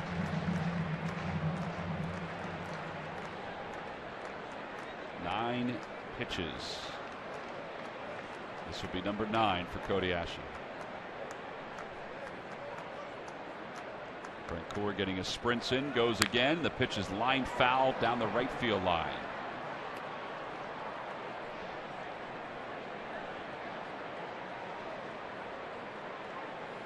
Now you got to keep sending them, right? At this time, I would say no. No? No. 3 balls, 2 strikes.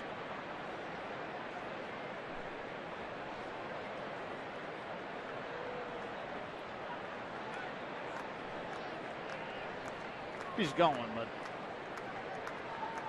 he gone. And the pitch is line caught by Ryan Zimmerman. It'll be a double play. What a play. And what reactions by Ryan Zimmerman over at first base.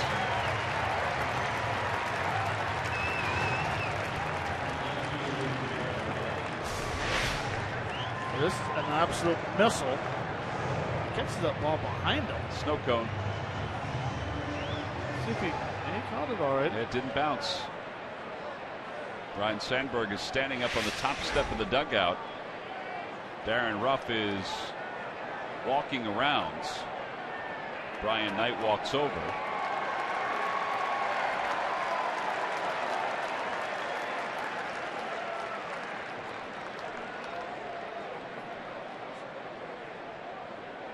That's some tough luck right there. That ball would have down the corner. He hit that ball right on the nose.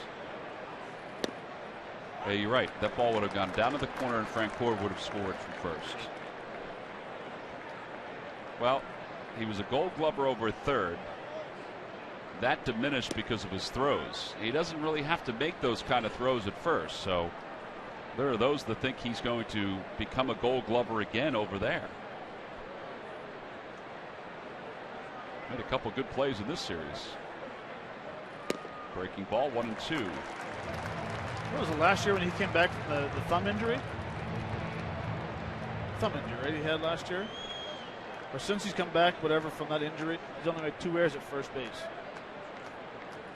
I hesitated because he's had so many shoulder injuries, and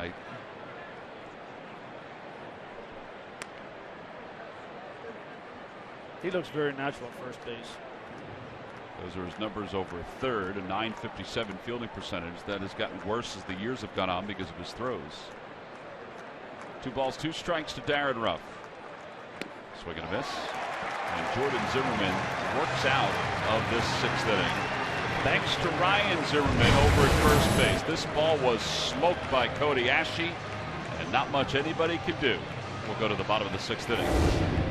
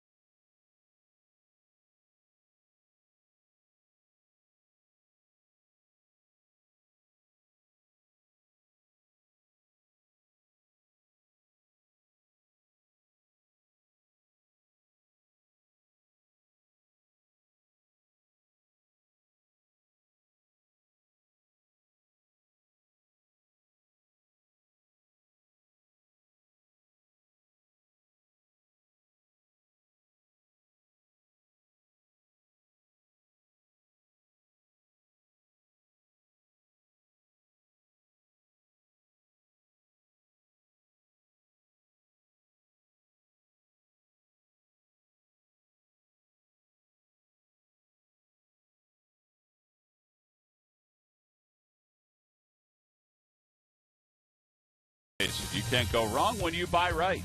Buy the Pennsylvania Lottery, benefits older Pennsylvanians. And buy Toyota. Where will Toyota take you? Visit buyatoyota.com to find out. Toyota, let's go places. Bottom of the 6th inning, Phillies 3, Nationals 3. Dan Uggla will lead it off. It'll be Uggla, Danny Espinosa, and Jose Lobaton against Aaron Harang. And Uggla takes outside, 1 ball, no strikes.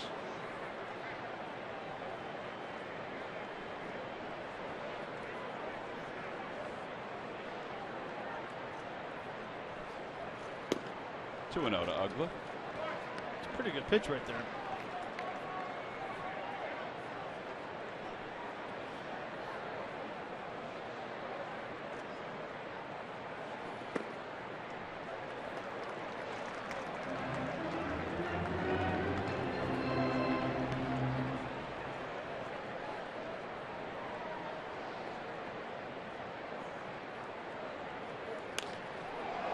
Green light, and he whacks it foul, and it's 3-1.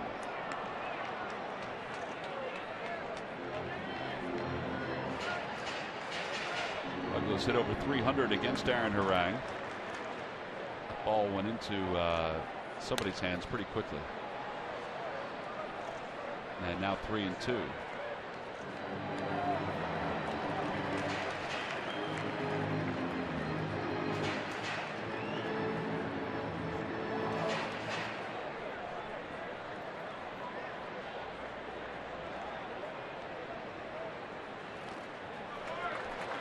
So Oakland works out a walk, and that's the second walk issued by Harang.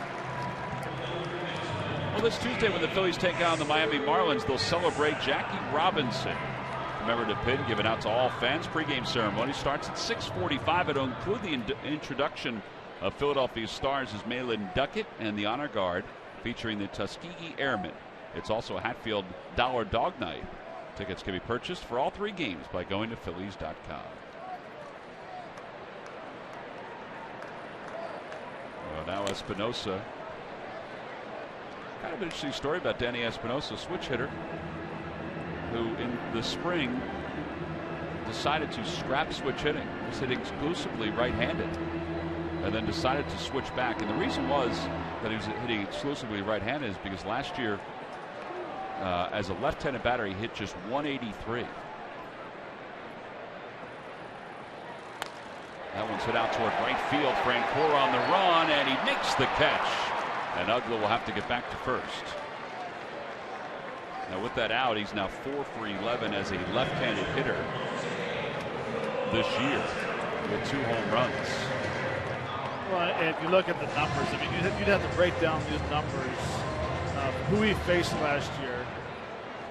You know, what days did he start? Which right-handed pitchers did he face? He was probably facing a lot of closers in situations, and that's why I always like to swing, especially left-handed. I think he has a very nice swing. He's hit a home run in this series, a line drive right there. He really lost his opportunity to play every day.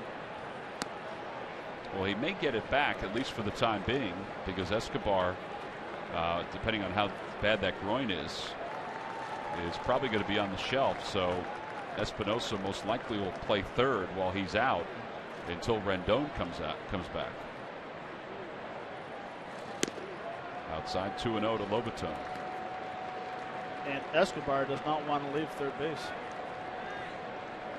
I did see that. He does not want to go back on the right side of the infield. He wants to stay on the left side. He may have to go back to the right side of the infield.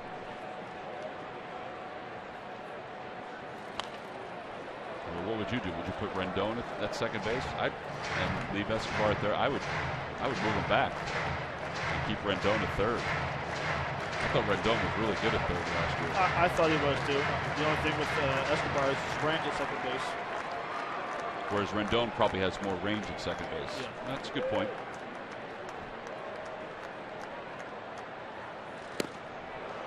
Two balls, 2 strikes.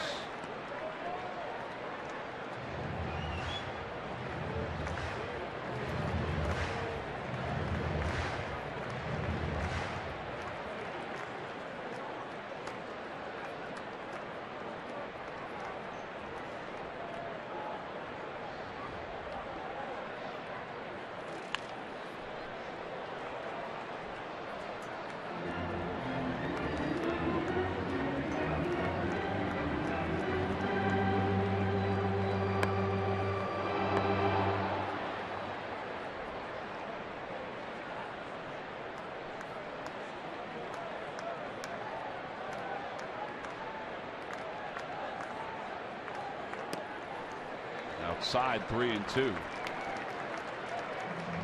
Pitchers up next for the Nationals.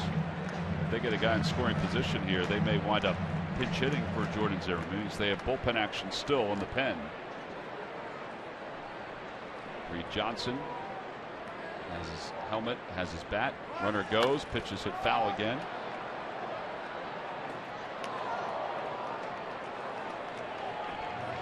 And back to first goes Dan Uggla.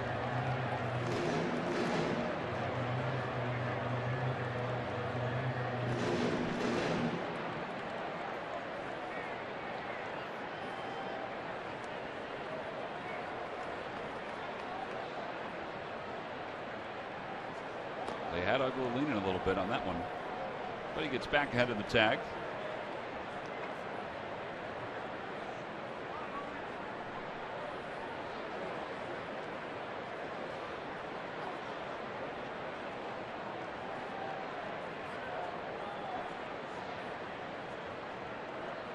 goes. Pitch is foul tipped and hung on to by Rupp. The throw to second is in time. It's a strikeout, throw out, double play. No runs, no hits, nobody left for the Nationals. 6 in the books. We are tied up at 3.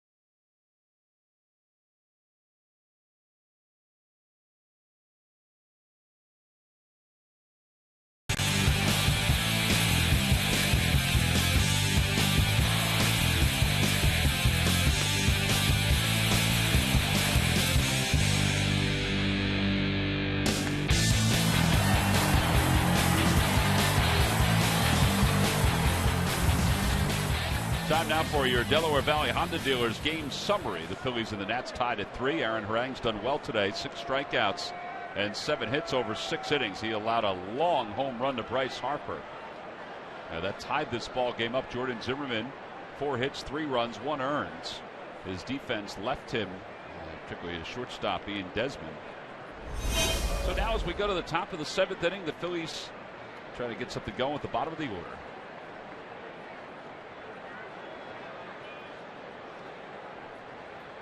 The first pitch to Howard is popped foul off the third base line and out of play.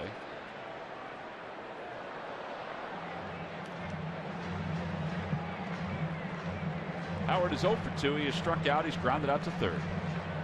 Or I should say he's grounded out to the right side where the third baseman Espinosa is playing. Luis Garcia warming in the bullpen. 1 ball, 1 strike. Man, I would love to see him get a hold of one. It would be nice. Just for confidence. He's always been a confident guy, and he walks around as if he's still confident. But internally, it's probably eaten at him that big time. That he's been moved down out of the cleanup spot, but also that he's underperforming at this point, and he's not alone. Right.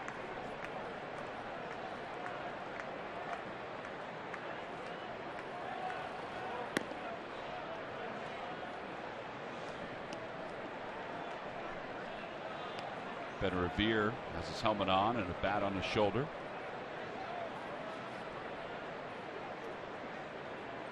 And now the 2-2 pitch to Howard. Pulls that one foul. Down the right field line, and it remains 2-2.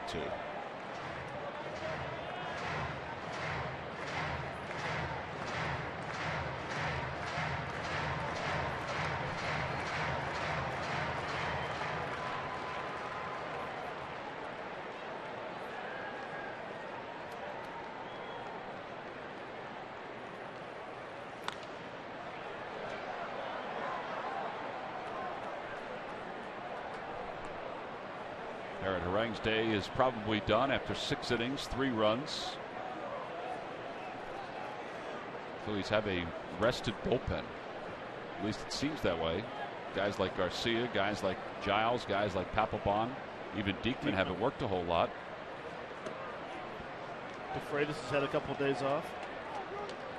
Yeah, DeFreitas and McGowan threw a lot in the Mets series. Not many other guys did, but they've since had a chance to recuperate.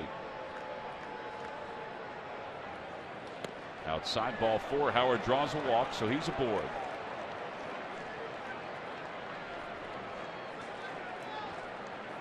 All right, time now for our Hyundai defensive play of the game. Well, came back in the 6th inning. Line drive by Cody Ashley, and there he is again. We saw him yesterday in the 5th inning. Well, today he makes the play in the 6th inning. Makes a very nice catch. That's why he is the defensive play of the game, brought to you by Hyundai. Now, Ryan Howard is going to be lifted from this ball game. Ben Revere is going to come in to pinch run. Well, I guess the thought is put some more speed on the base paths. So Revere will come in to pinch run. Darren Ruff most likely will go over to play first base.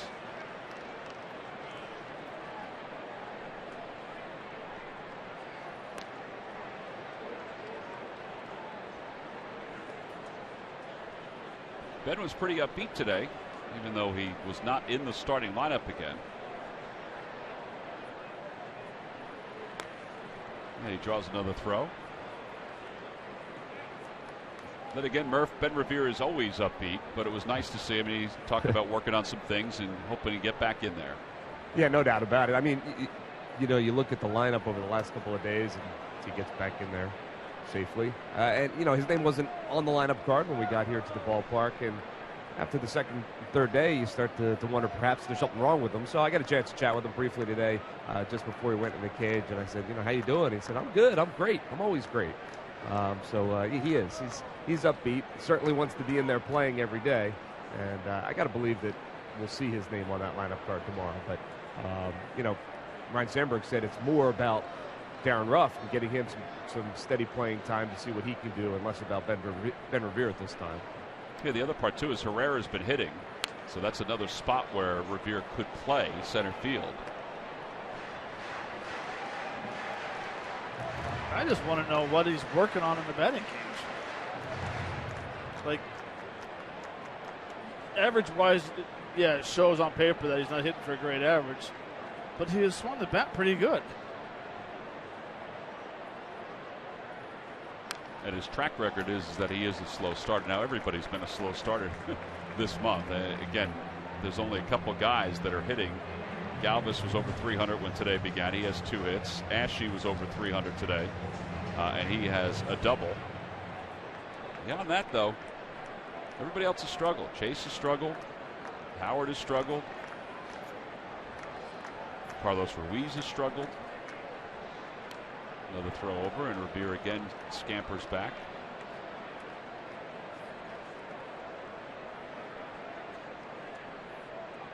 I just find it hard to believe that gentleman right there, Ben Revere, has not started 3 games in a row.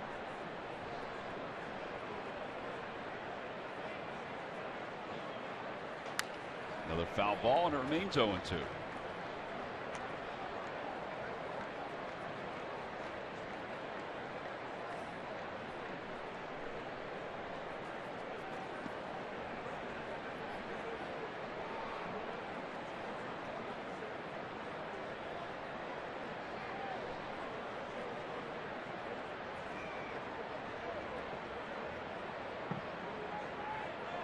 There he goes. Pitch is taken outside. The throw to second by Lobaton, not in time.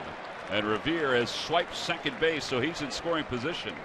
And it's 1 ball and 2 strikes to Cameron Rupp.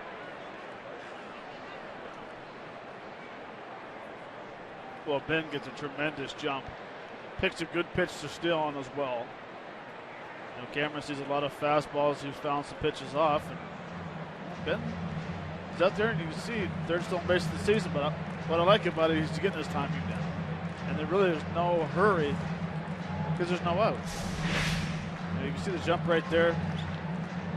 Really, it's a tremendous jump. And Zimmerman's already thrown over, 4 or 5 times on him.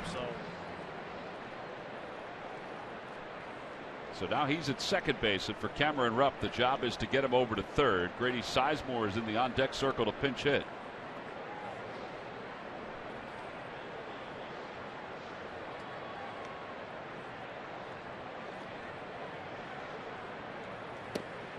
outside, 2-2.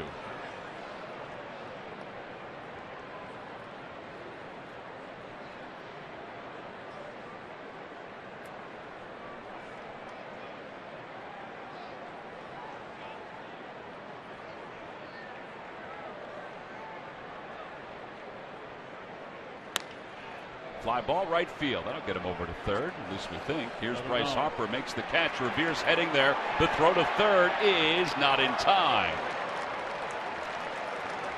Initially, Harper was back a few steps, and then he started creeping in. You're thinking, oh, no.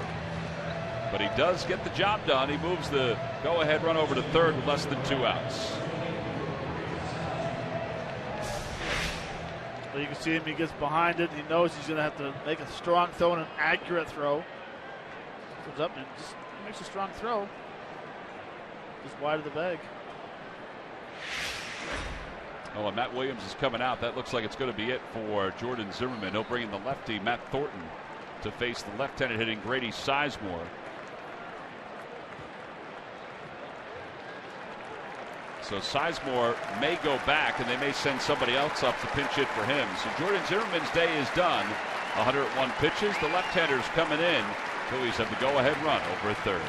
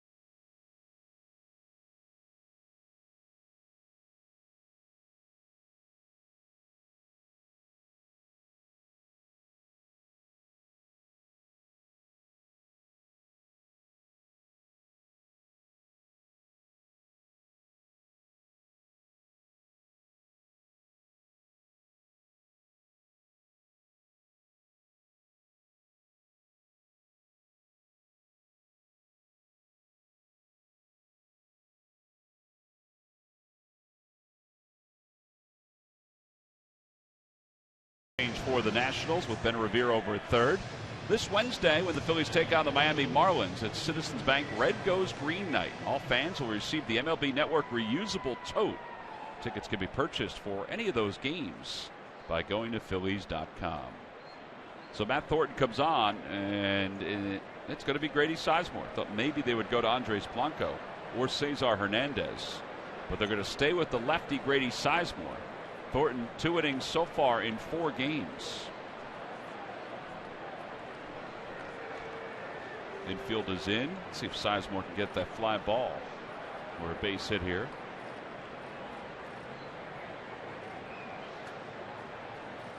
And he pulls that one, scooped up by Zimmermann, coming home, and safe at the plate is Ben Revere. It's an RBI for Grady Sizemore, and the Phils lead it 4-3.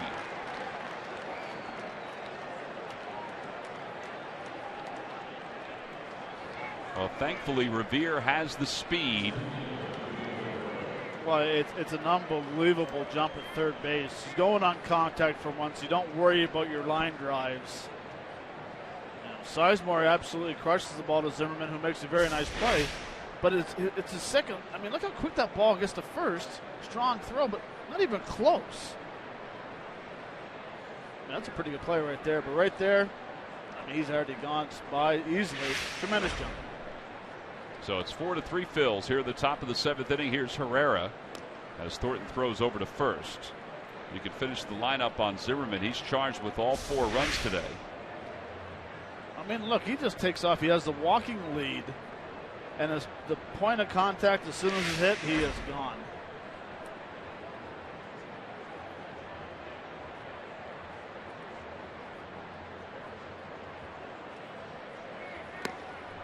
tip, and it's 0-1 to Herrera.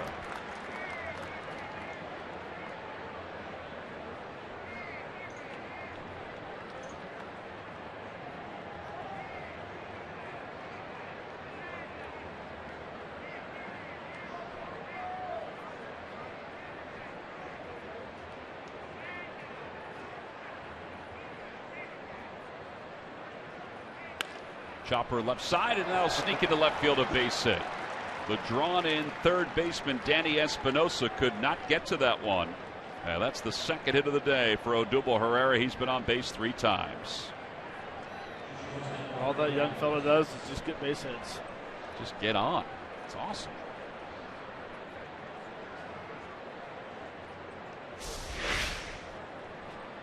Espinosa's playing in with Casey Bunce, and once again, good placement. Let's see if the Phils can put up another run here. They scored 2 in the 3rd, 1 in the 5th. They've gotten 1 here in the 7th to take the lead again. Freddie Galvis, the batter. Galvis is 2 for 3 today. And he pokes it foul. It's 0-1.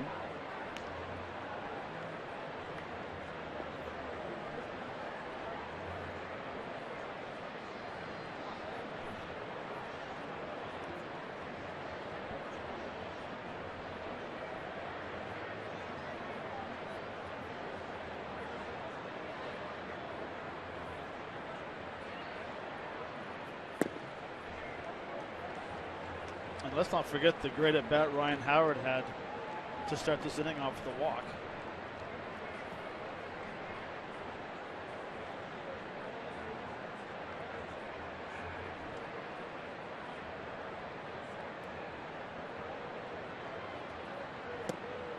Down and away, 2-1.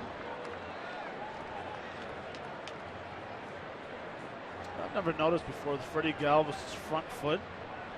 It's almost out of the batter's box. Yeah, we saw that the other day, and I'm with you. I don't think I had noticed that before either. Spins that one out towards second. Ugla, infield fly rule is called, makes the catch. Yeah, there are 2 outs. Yeah, here's Chase Utley.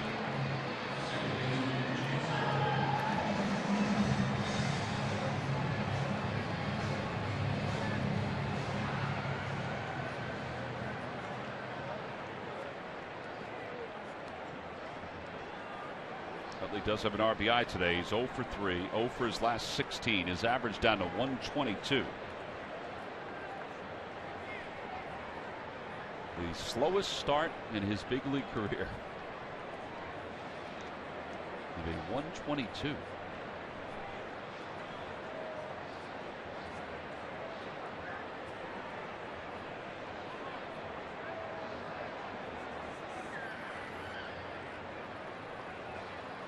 Pulls that one toward the hole. Diving. Stops Zimmerman. He flips the Thornton covering in time. Well, he's made 3 very good defensive plays in this series. Fortunately for the Phils, there was another chance to make a good defensive play, and he just couldn't get his bearings, and that's why the Phils have the lead.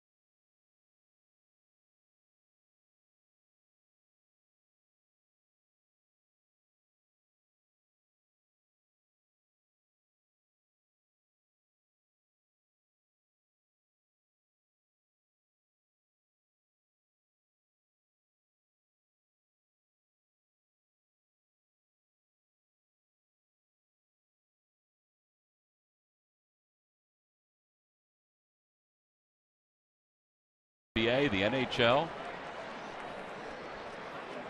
Clocking in at 70 pages per minute, the HP OfficeJet Pro X is the perfect addition to your starting lineup, and now 50% off. Get yours today. From who? But WB Mason.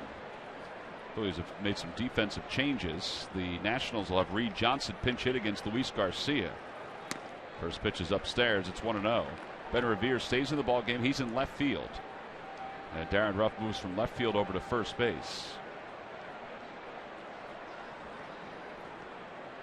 Garcia's been good for the Phils.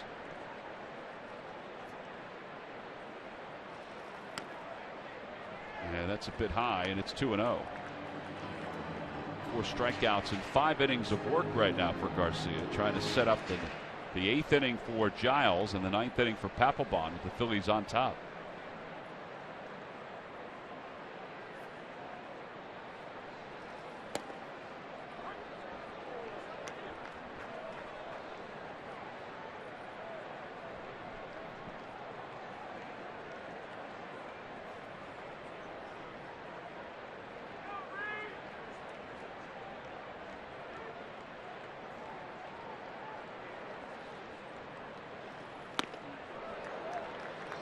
Balls and 1 strike to Reed Johnson, let go by the Marlins, picked up by the Nationals.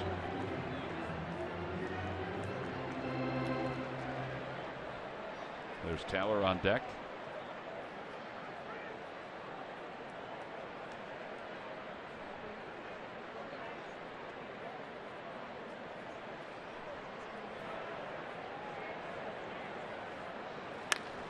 And he hits that one off the first base line. Ruff over toward the tarp and is out of room. And 3 balls and 2 strikes. Every time the Phillies pitchers retire, the opposition 1-2-3. Comcast will make a contribution to Phillies charities. Phillies baseball is brought to you by Xfinity, the official entertainment home of the Philadelphia Phillies.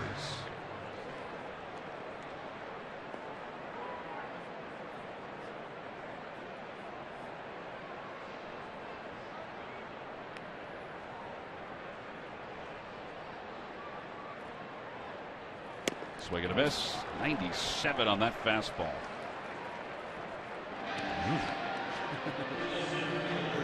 7 strikeouts for Phil's pitching. 6 for Harang. Nice to see him get back on top of it. Some cheese right there. Old-fashioned baseball. Blew it right by him. 97. It's just a remarkable story that Garcia was out of baseball and was going to be a barber, basically. He's going to cut hair. Phillies saw him as Taylor bunts that one toward first.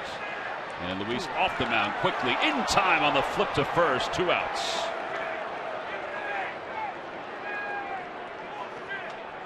And Matt Williams is on the 3rd step.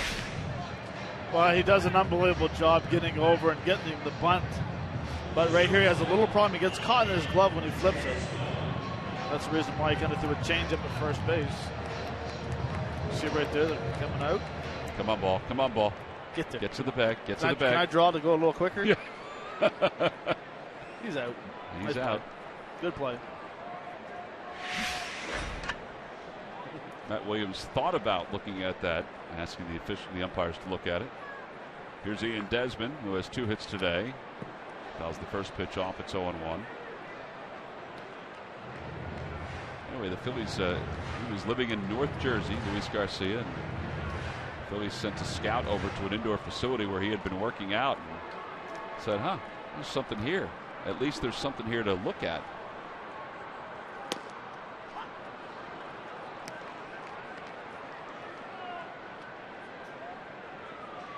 So after 2 seasons with the Phils in the minor leagues, there he is back in the big leagues. And the 0-2 pitch coming to Ian Desmond. Back toward the middle. Galvis can't get there. 3rd hit of the day for Desmond.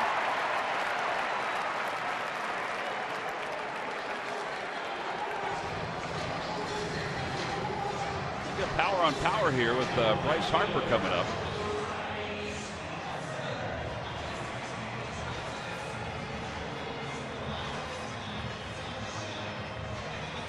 Desmond hasn't hit the ball really hard the last couple of games. He's got 6 knocks. 6 hits in 2 games.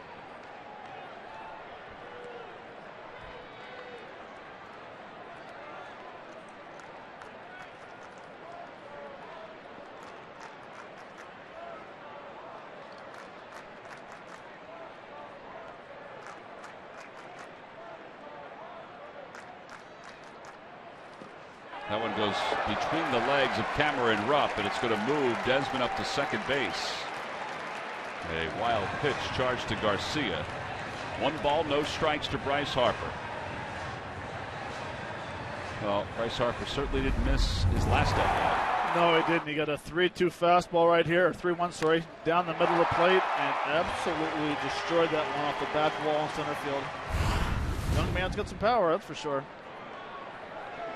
Just 22 years old.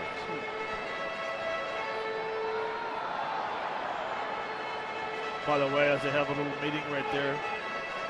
Tonight, the big lottery. Who gets the pick for the top draft in the NHL? Oh, is that tonight? That's tonight, 8 o'clock.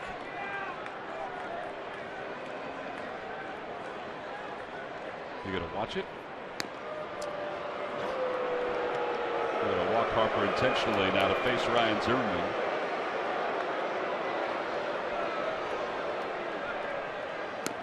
I thought that would be must-see TV for you. Well, I imagine they'll break live from the hockey game tonight to see who's going to get Connor McDavid.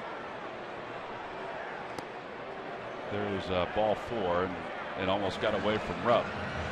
So that'll put runners on first and second for Ryan Zimmerman, who is 0 for 3 today with an RBI.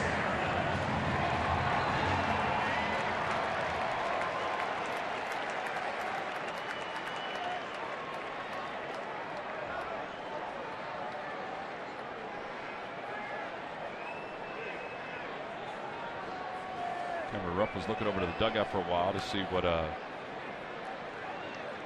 defensive call Ryan Sandberg wanted. Larry Bowa is positioning some of the infielders. Ryan Zimmerman stands in. Runners on first and second. 1-run lead for the Phils here in the bottom of the 7th inning.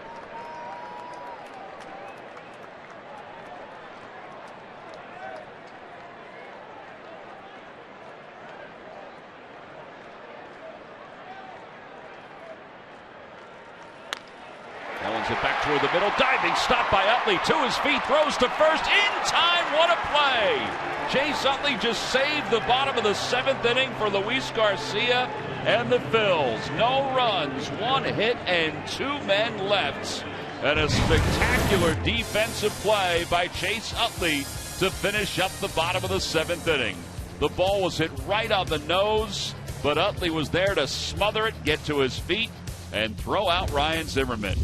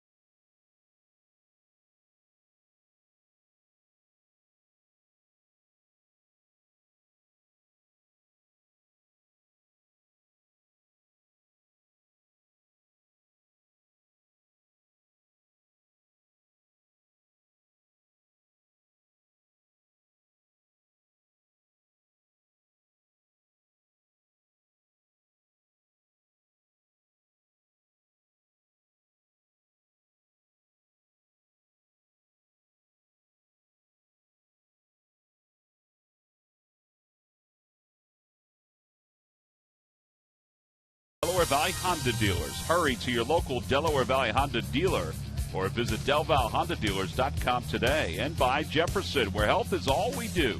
Call 1-800-JEFF now or visit jefferson.edu.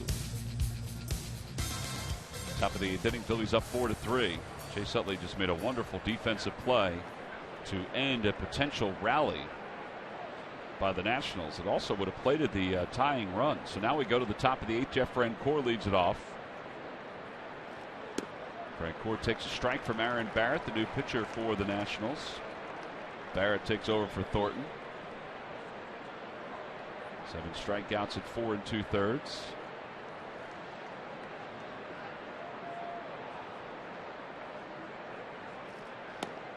Oh, 2. 2 fastballs, same spot. Late movement on it, too. 95.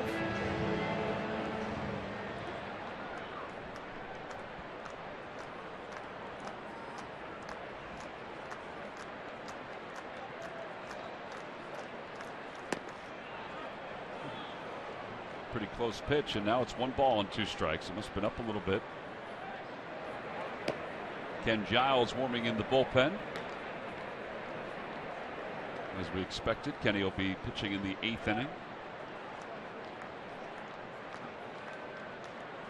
Swing and a miss, a breaking ball. And Francoeur is struck out, so 1 away. Cody Ashley's coming up. It's time for the Major League Notebook. Murph? All right, thank you very much, Tom. Well, Mike Trout made a little bit of history last night. He had 2 home runs in their win last night, 5 RBIs, and he is also the youngest player ever to have 100 home runs and 100 steals in a season. He passed Alex Rodriguez, who did hold that record as the youngest player. He's also batting .444 in the season and has hit safely in all 10 of the Angels games so far this year. And this certainly is worth a mention in the Major League Notebook. How about Vin Scully, who's starting his 66th season with the Los Angeles Dodgers. So the 65th anniversary of his very first game is today, a game that the Dodgers lost 9-1 to the Philadelphia Phillies, the Brooklyn Dodgers, that is. So Vin Scully just continues to keep on keeping on, back with the team again this year, and certainly one of the all-time greats, if not the all-time greatest baseball announcer, but he's celebrating another anniversary today. 87 years old. Yeah. Young. Started young, 87 years young. Started with the Dodgers at age 25, along next to Red Barber, calling baseball games in Brooklyn. It really is a remarkable story, and you know, we've all been lucky enough to get a chance to be in his presence. I have over the last couple of years. And it's kind of a thrill, no doubt about it. We've been lucky on so many levels. I mean, not only with Vin, but also getting a chance to work with Harry for as many years as we worked with him. Even Ernie Harwell before he passed away, the longtime voice of the Detroit Tigers. Getting to know Ernie over the years. I mean, we've been really lucky as broadcasters. 1 ball and 2 strikes to Ashe. Had a play. It remains 1-2. Of course, Harry Carey from the Cubs. Did you ever meet him, Matt? I never met him. That's why I'm wondering. Obviously, we know Chip very well, and Skip from the late Skip Carey from the Braves.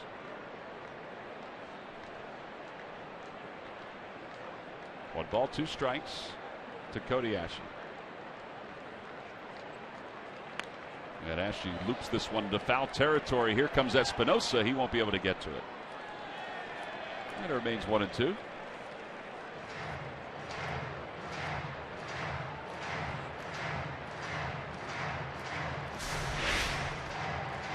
This was incredible, Matt. It is, and basically he says, you know what, you robbed me the last inning. Now it's my turn. And the distance he went to his right and get up, make a solid throw. Very nice. And it wasn't even close at first. I mean, Zimmerman doesn't run all that well, but it wasn't even close because the ball was hit so hard. There's a liner out to right field, right at Bryce Harper. And if you're Cody Ashe, you're thinking, all right, I got a double today. I'm happy about that. But I've lined one right on the nose at Ryan Zimmerman, and now I line one out to Bryce Harper in right field. Certainly not going to show up in the stat column, but it's going to be on his mind.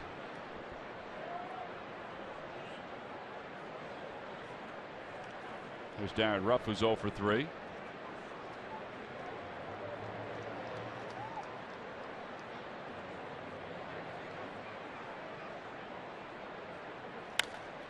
rough. Lifts that one out toward left center field. Robinson going back toward the fence, reaches up, and he makes the catch. A few steps from the fence in left center field, and the Phillies bullpen. The Phillies go down in order in their half of the 8th inning. So we'll go to the bottom of the 8th inning here in D.C. The Phils 6 outs away from snapping a losing streak.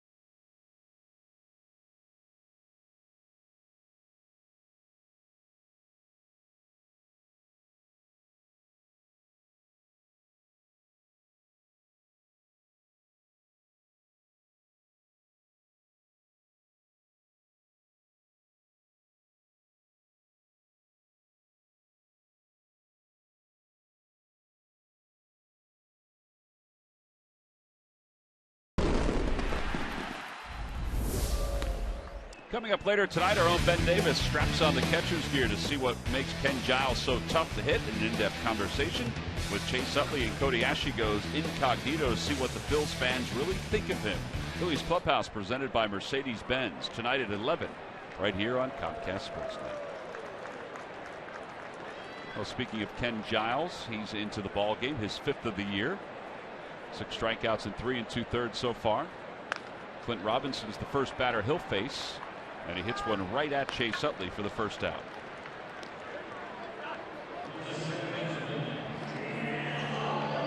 So 1 out for Dan Uggla.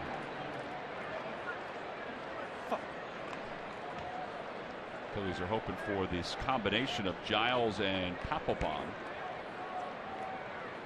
to come through here and get a chance to close out Game 3 of this series. On the inside corner, 0-1.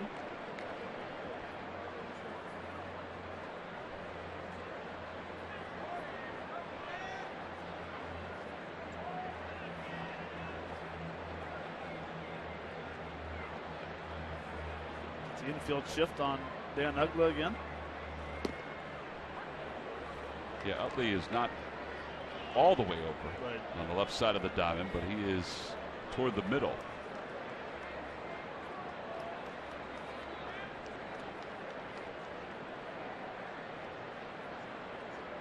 Now the 0-2 pitch. Got him. Man, he looked silly on that. 2 outs here in the 8th inning. There's back-to-back sliders right there. Been very good as well. The 0-1 slider he threw, he kind of buckled him. This one here starts inner half and gives that dreaded, I better swing last second. As you can see right here, he's thinking it's going to be inside. I better swing. Oh. Did he go? I think he called it on strike anyway. Here's Danny Espinosa, 0 for 2. Walked his second time up today.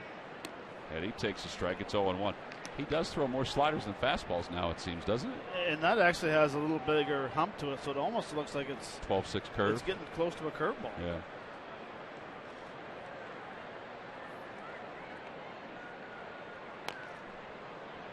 It's 4 straight sliders that he's thrown.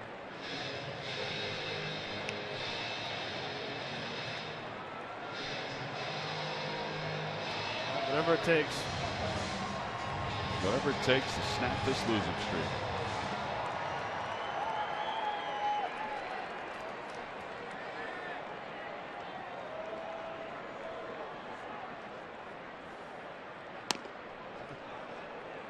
Little high heat.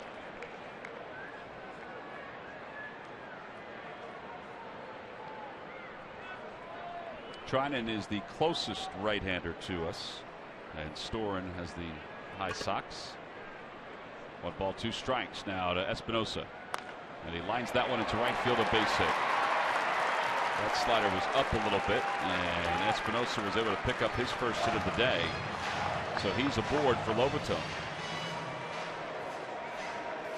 Toyota Major League Scoreboard, Jose Bautista, a 2-run home run. So the Braves' 5-0 lead has been erased. We've seen that before with the Toronto Blue Jays. It's 5-5 in the top of the 9th inning.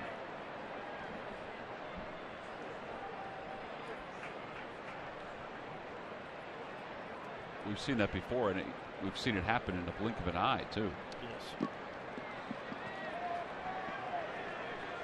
Here's Lobaton, 2 strikeouts and an RBI single.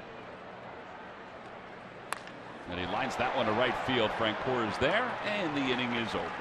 No runs, 1 hit, 1 man left. Ken Giles, an uneventful bottom of the 8th inning. On to the top of the 9th with the Phils hanging on to a 1-run lead.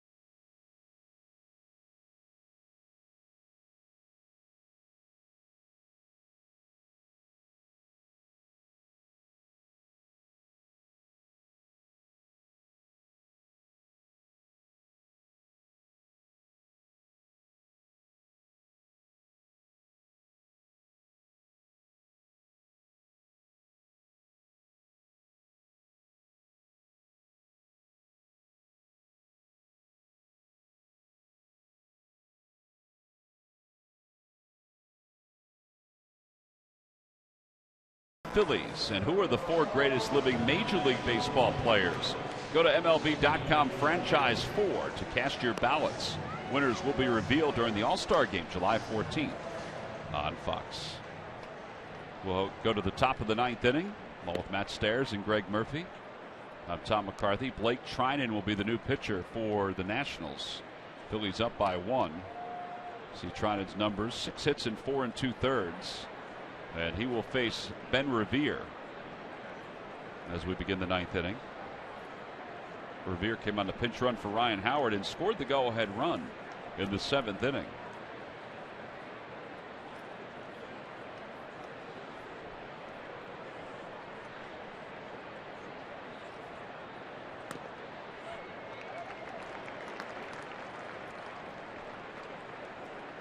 Every reliever that comes in throws 96, 95 plus.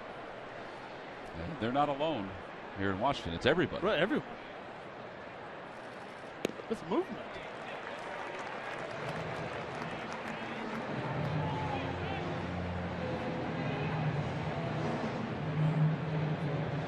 Someone throwing 97 miles an hour. The ball shouldn't move that much. What do you mean, it's not fair? It's not fair. Here's the 0-2 pitch coming to Ben Revere. And that moved outside, 1-2.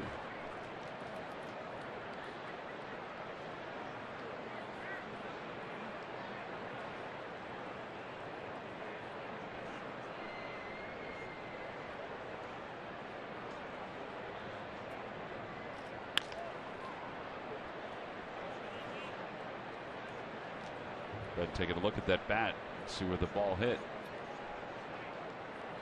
That almost sounded like a sponge with that ball. Washington Post.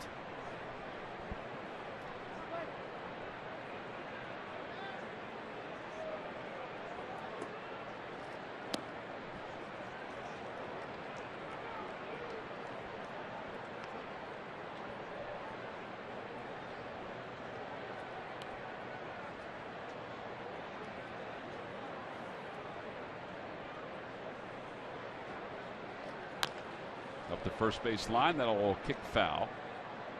And it remains 2 balls, 2 strikes. Only a couple other games going on in the National League. As far as day games go, there are a few more day games in the American League. Watched last night where Clayton Kershaw struck out 12 and handed the Colorado Rockies their first road loss. After the game, Kershaw said, "Yeah, I really didn't feel all that well." But he struck out 12. Yeah.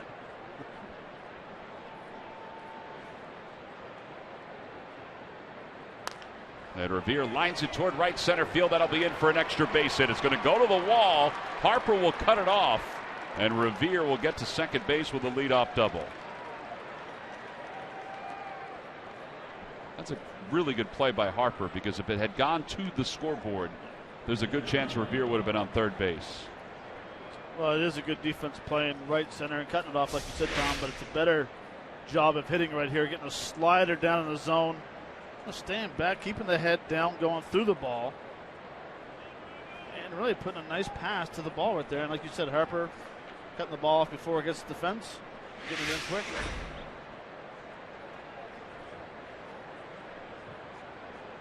Cameron Rupp was able to get him over to third base on a fly ball his last time up. Cam is 0 for 3 today, but that was an important at bat his last time up.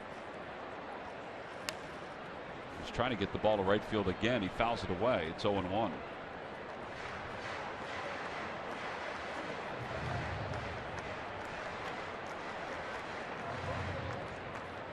And facing a guy with 97 miles an hour with a really good sinker, it's tough to do. You really got to cheat and try to keep your hands inside the baseball. You kind of fillet it to right field.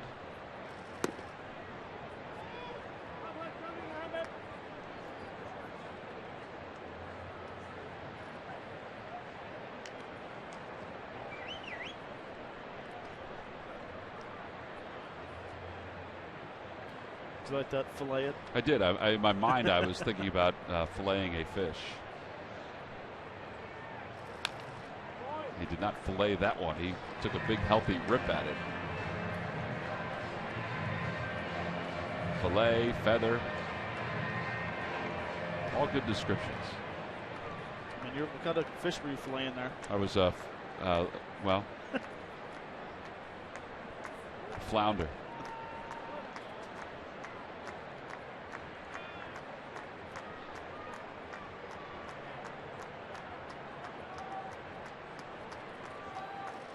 Back toward the middle. Trinan looks at Revere, looks him back to second. And Rupp is retired, 1 out. Cesar Hernandez is going to be the pinch hitter for the pitcher for the Phils.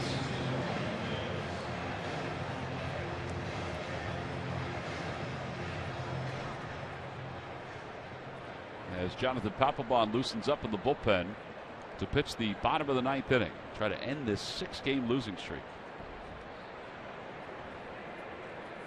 There is Papelbon. Hernandez, a .267 batter.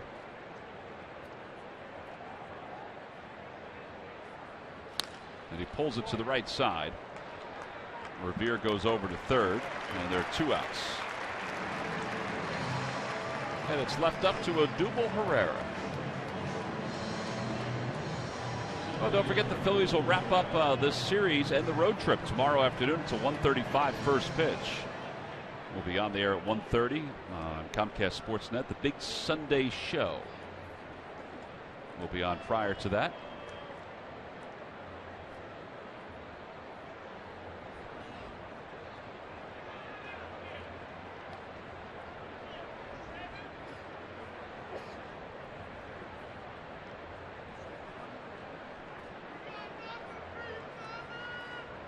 David Buchanan against Steven Strasburg. Those are the scheduled pitchers. Odubel Herrera tries to sneak one into center field and does. A base hit will bring home Ben Revere. It's his third hit of the day, and the Phillies tack on an insurance run. It's a 5-3 ball game. Well, all right. Odubel Herrera with 3 hits. Well, when things are going right as a hitter, it just seems like you find all the holes in the infield, all the holes in the outfield. I mean, nothing special. This is a very good sinker right here. And he stays up the middle. Chops it, has that top spin right there. And a huge 2-out knock for an RBI. I figured he was going to go, and he's off and running, and the ball just hit the home plate umpire, Brian Knight, and knocked him right down to the grounds. It'll be a stolen base for Herrera, and hopefully Knight's okay.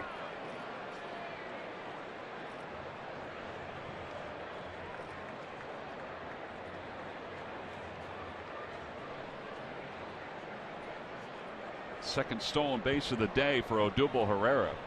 And the other umpires came running in almost immediately. I mean, that ball knocked Knight right down to his backside.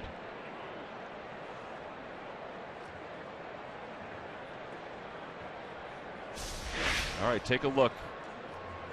I mean, he's not expecting this. No, it's 97, and it's up, and it didn't even come close to hitting Lobaton's glove. I mean, it hit him square in the mask.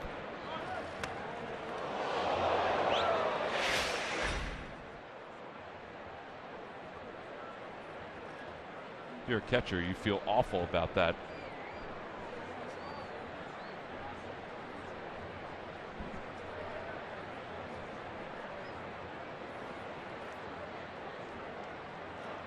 All right, so he's okay. No, he's not. No, he's not. I'm sorry. No, he's not. They're going to. Larry Vanover is going to go and put the gear on. They're going to walk him off.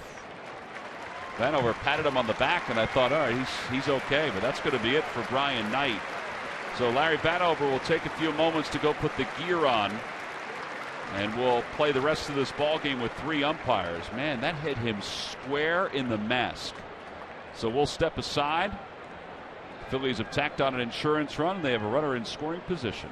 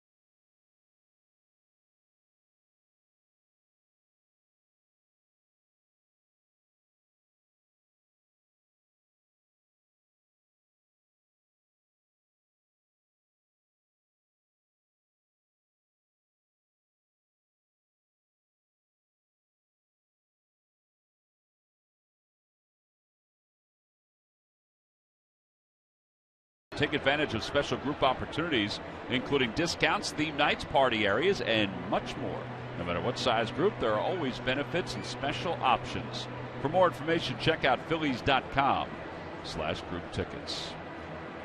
We have a delay right now because Larry Vanover, who's the crew chief, just went inside to put his gear on because he is going to take over behind the plate. Brian Knight, the home plate umpire, was hit square in the mask by a fastball from Blake Trinan. Jose Lobaton could not get his glove on it. He's trying to cheat basically to to throw the runner out trying to steal second base. Yeah, and he didn't even get any glove on it at all. I mean, that hit Brian Knight square, top of the mask. And hopefully he's all right. Oh, man. And, you know, guys get hit with foul balls all the time, right in the mask. Catchers, I mean, you see the reaction to Ruiz last night when he got hit with that one foul ball. And I'm not, you know, who knows what the difference is from one to the other in reality. But he was not even, he couldn't brace himself at all. No. So Trinan will get a chance to warm up here just a little bit and keep his arm loose as Larry Vanover puts the gear on. We mentioned that tomorrow the Phillies and the Nationals will wrap up the series at 1:35. Steven Strasburg is the only Nationals pitcher that the Phillies have not seen this year. Starting pitcher that the Phillies have not seen this year. And David Buchanan, who threw a bullpen session the other day and feels like he's gotten things worked out, will be the starting pitcher for the Phils. Now, I see he's gotten some things worked out. He said his biggest thing he feels is strike one, is making sure he throws strike one. So he spent the last few days working on that in the bullpen. So that'll be the final game of this 4-game series and the 7-game road trip before the Phillies head home. They have an off day on Monday. They take on the Miami Marlins beginning Tuesday. You know, we kind of joked about it at the outset, Matt, about the upcoming 10 games the Phillies had. Remember we were talking about the starting pitchers they would have to face? But in reality, this has been some heavy lifting for the Phillies offense against these starting pitchers they've had to face. Well, it really has. And you're not really facing guys that are, 89. I mean, besides Fish, you're throwing 89, 90 miles an hour. I mean, when you got Max Scherzer, you have Harvey, you have Zimmerman, you're going to have Strasburg tomorrow. It's a tough time. And if you're not swinging the bat well, it can be one long road trip. Yeah, and you look at it, you say, all right, well, they're going to face major league pitchers all the time. This is the way it used to be when teams came in to face the Phillies. Right. They're 5 starters. But you think about these 10 games and what they've had to go up against. Now, by no stretch is that an excuse for this offense. But that's starting to come to a close tomorrow when Strasburg takes the mounds. And thank goodness, because really you're facing a Washington national team that basically have 5 number ones. We didn't see Gio Gonzalez. He's a number one. Or we saw him last weekend, yep. So these guys have 5 number one guys. The guy in the middle there, Strasburg, I think he has potential to be an outstanding pitcher if he wants to be. He just wants to be that average guy, he says. I don't want to be that superstar. Yeah, that's silly. Give me your arm. But, they have seen a lot of pitching. I think they get over their toughest time right now for the pitchers that are going to be facing. And now all of a sudden we get back to Tuesday versus the Marlins. Well, but not that it gets any easier, right? When you think about it, and they've done some pretty good things here today. I mean, the 5 runs. Let's face it, they'd only averaged 2 runs per game on this road trip. The fact that they've gotten 5 here, they've had a battle because the Nationals keep battling back to tie it. But now they've extended it a little bit with the 2 runs that they have, the 2-run margin that they have right now. Well, and they've put some pretty good at bats today. Herrera just got a big 2-out knock. You got to look back on Harang. Harang threw very well today as well. So it's been a pretty good ball game all around. Good defense on both sides, especially on Zimmerman. Except for Ian Desmond. Oh yeah, I forgot about that. Well, Trinan did loosen up a little bit just to keep his arm fresh, and then stopped. I'm sure he'll start to throw again. This is what we were talking about as far as facing the Nationals for this series. And Pfister went 6 2/3. Scherzer went 8 yesterday. Zimmerman was a little off kilter today, but only allowed 2 earned runs in 6 1/3. And then tomorrow it's Strasburg, who will come in with an earned run average of 6.75 for the Washington Nationals. The thing right there, the 1 earned run, the 1 earned run, the 2 earned run, it puts so much pressure on your pitchers with the Phillies because they know they can't make very many mistakes. And I like what Buchanan was talking today about before the game, that he needs to go out and pound the strike zone straight number 1. Spring training, he never walked a guy in spring training until we played the series in Pittsburgh. Right. And why is that? Because he went out and he pounded the strike zone first pitch, and then he could start mixing the second pitch. And if he wanted to nibble a little bit, but.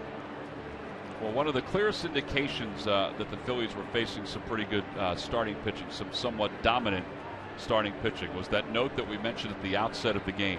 They came into today's game with 57 innings played, where the only runs they scored were single runs. They had not put a crooked number up until the 2 runs they scored in the third. Now, to me, that's because of the starting pitching that they faced during this 10-game stretch. It is. It's part of that, and it's part of... Well, and obviously a struggling offense. Struggling offense, right.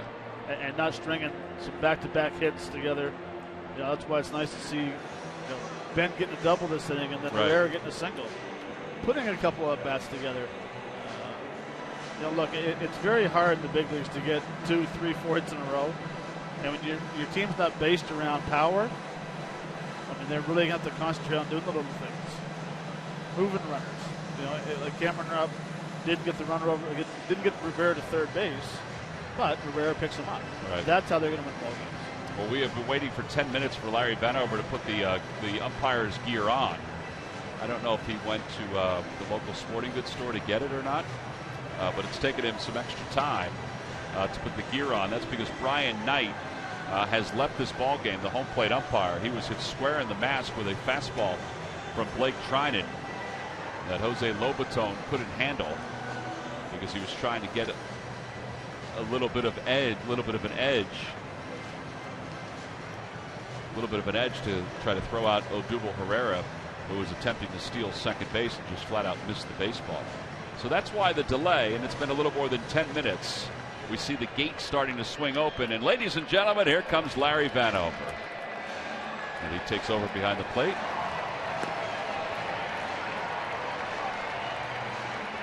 I see, Matt, what happened. He had to go to the dry cleaners to get his jacket.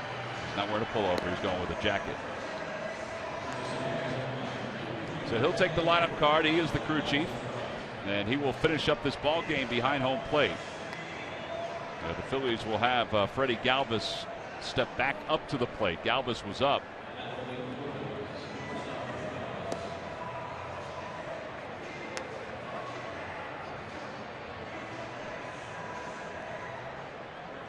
So at a Major League scoreboard, the Blue Jays on a walk-off home run from Josh Donaldson have come all the way back from a 5-0 deficit to win it in 10 over the Atlanta Braves. Josh Donaldson starting to heat up a little bit. A couple home runs the last couple days. Actually, 3. Yep. So now Galvis stands back in. The count 1 ball and no strikes to Freddie with a runner at second and 2 men down. And he pulls that one to second base, and Dan Uggla is up with it. And it's time for Jonathan Papelbon to come into the game to try to save it for the Phils and end this 6-game losing streak. The Phils scored insurance run and lead it 5-3.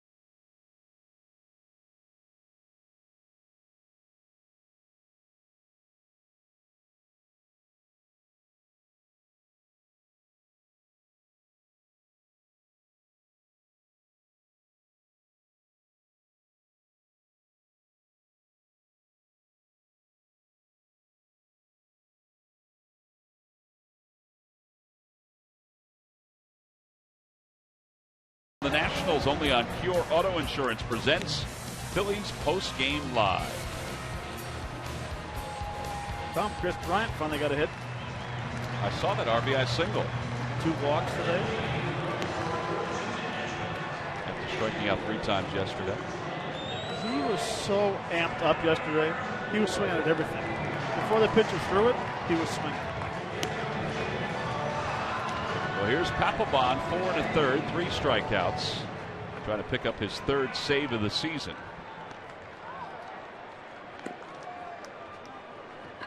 As it turns out, it's probably good that Giles and Papelbon both got a chance to work yesterday. Papelbon with 108 saves. He's 4 away from Jose Mesa, tying Jose Mesa for the Phillies' all-time lead in saves.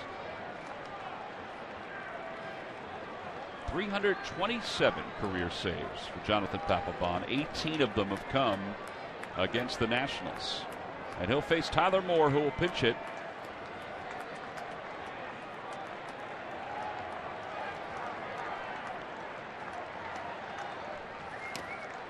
The first pitch is fouled, and it's 0-1. I think it was fouled, right? Both hands went up. Yes.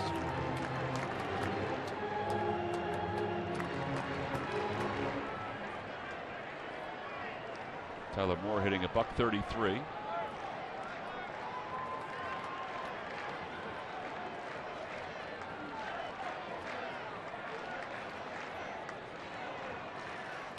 Pulls that one toward third, a foul ball, and quickly it's 0-2.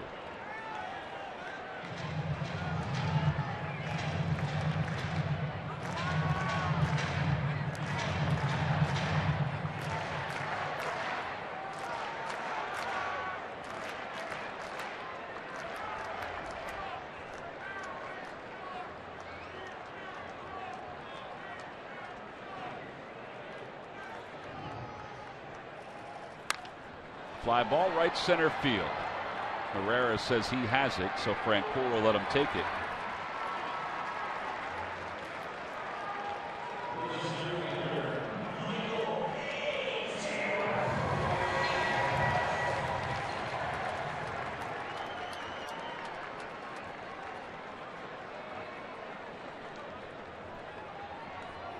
One out, Michael Taylor is coming up. Michael Taylor is 1 for 4. He has struck out twice today.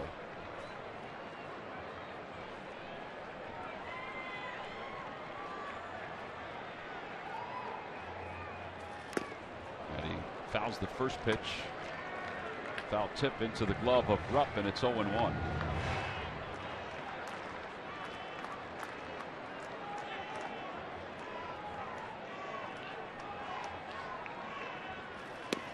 Two. Couple soft pitches. Let's see what Papelbon and Cameron Rupp come back with here. Now Papelbon just put his head forward as if he wanted to throw a fastball. Yeah, the 0-2 pitch. Not a bad pitch. No, good location. Yeah, it was awfully close.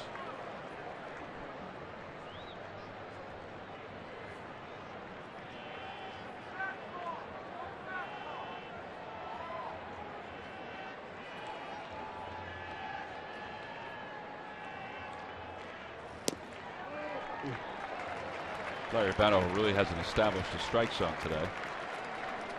He's only seen 8 pitches, so we're not really sure.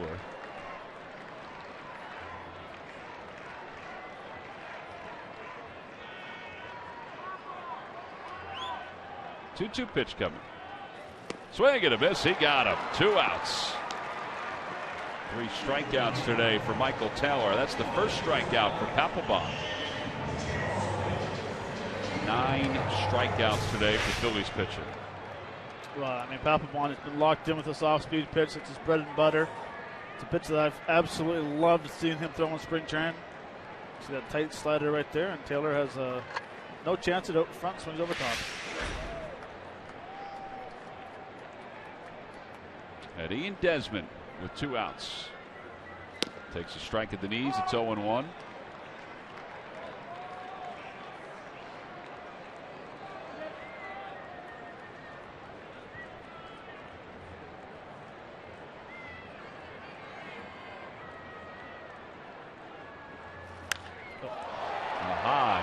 Ball to left field. Revere going back. Does he have room? He does. Makes the catch.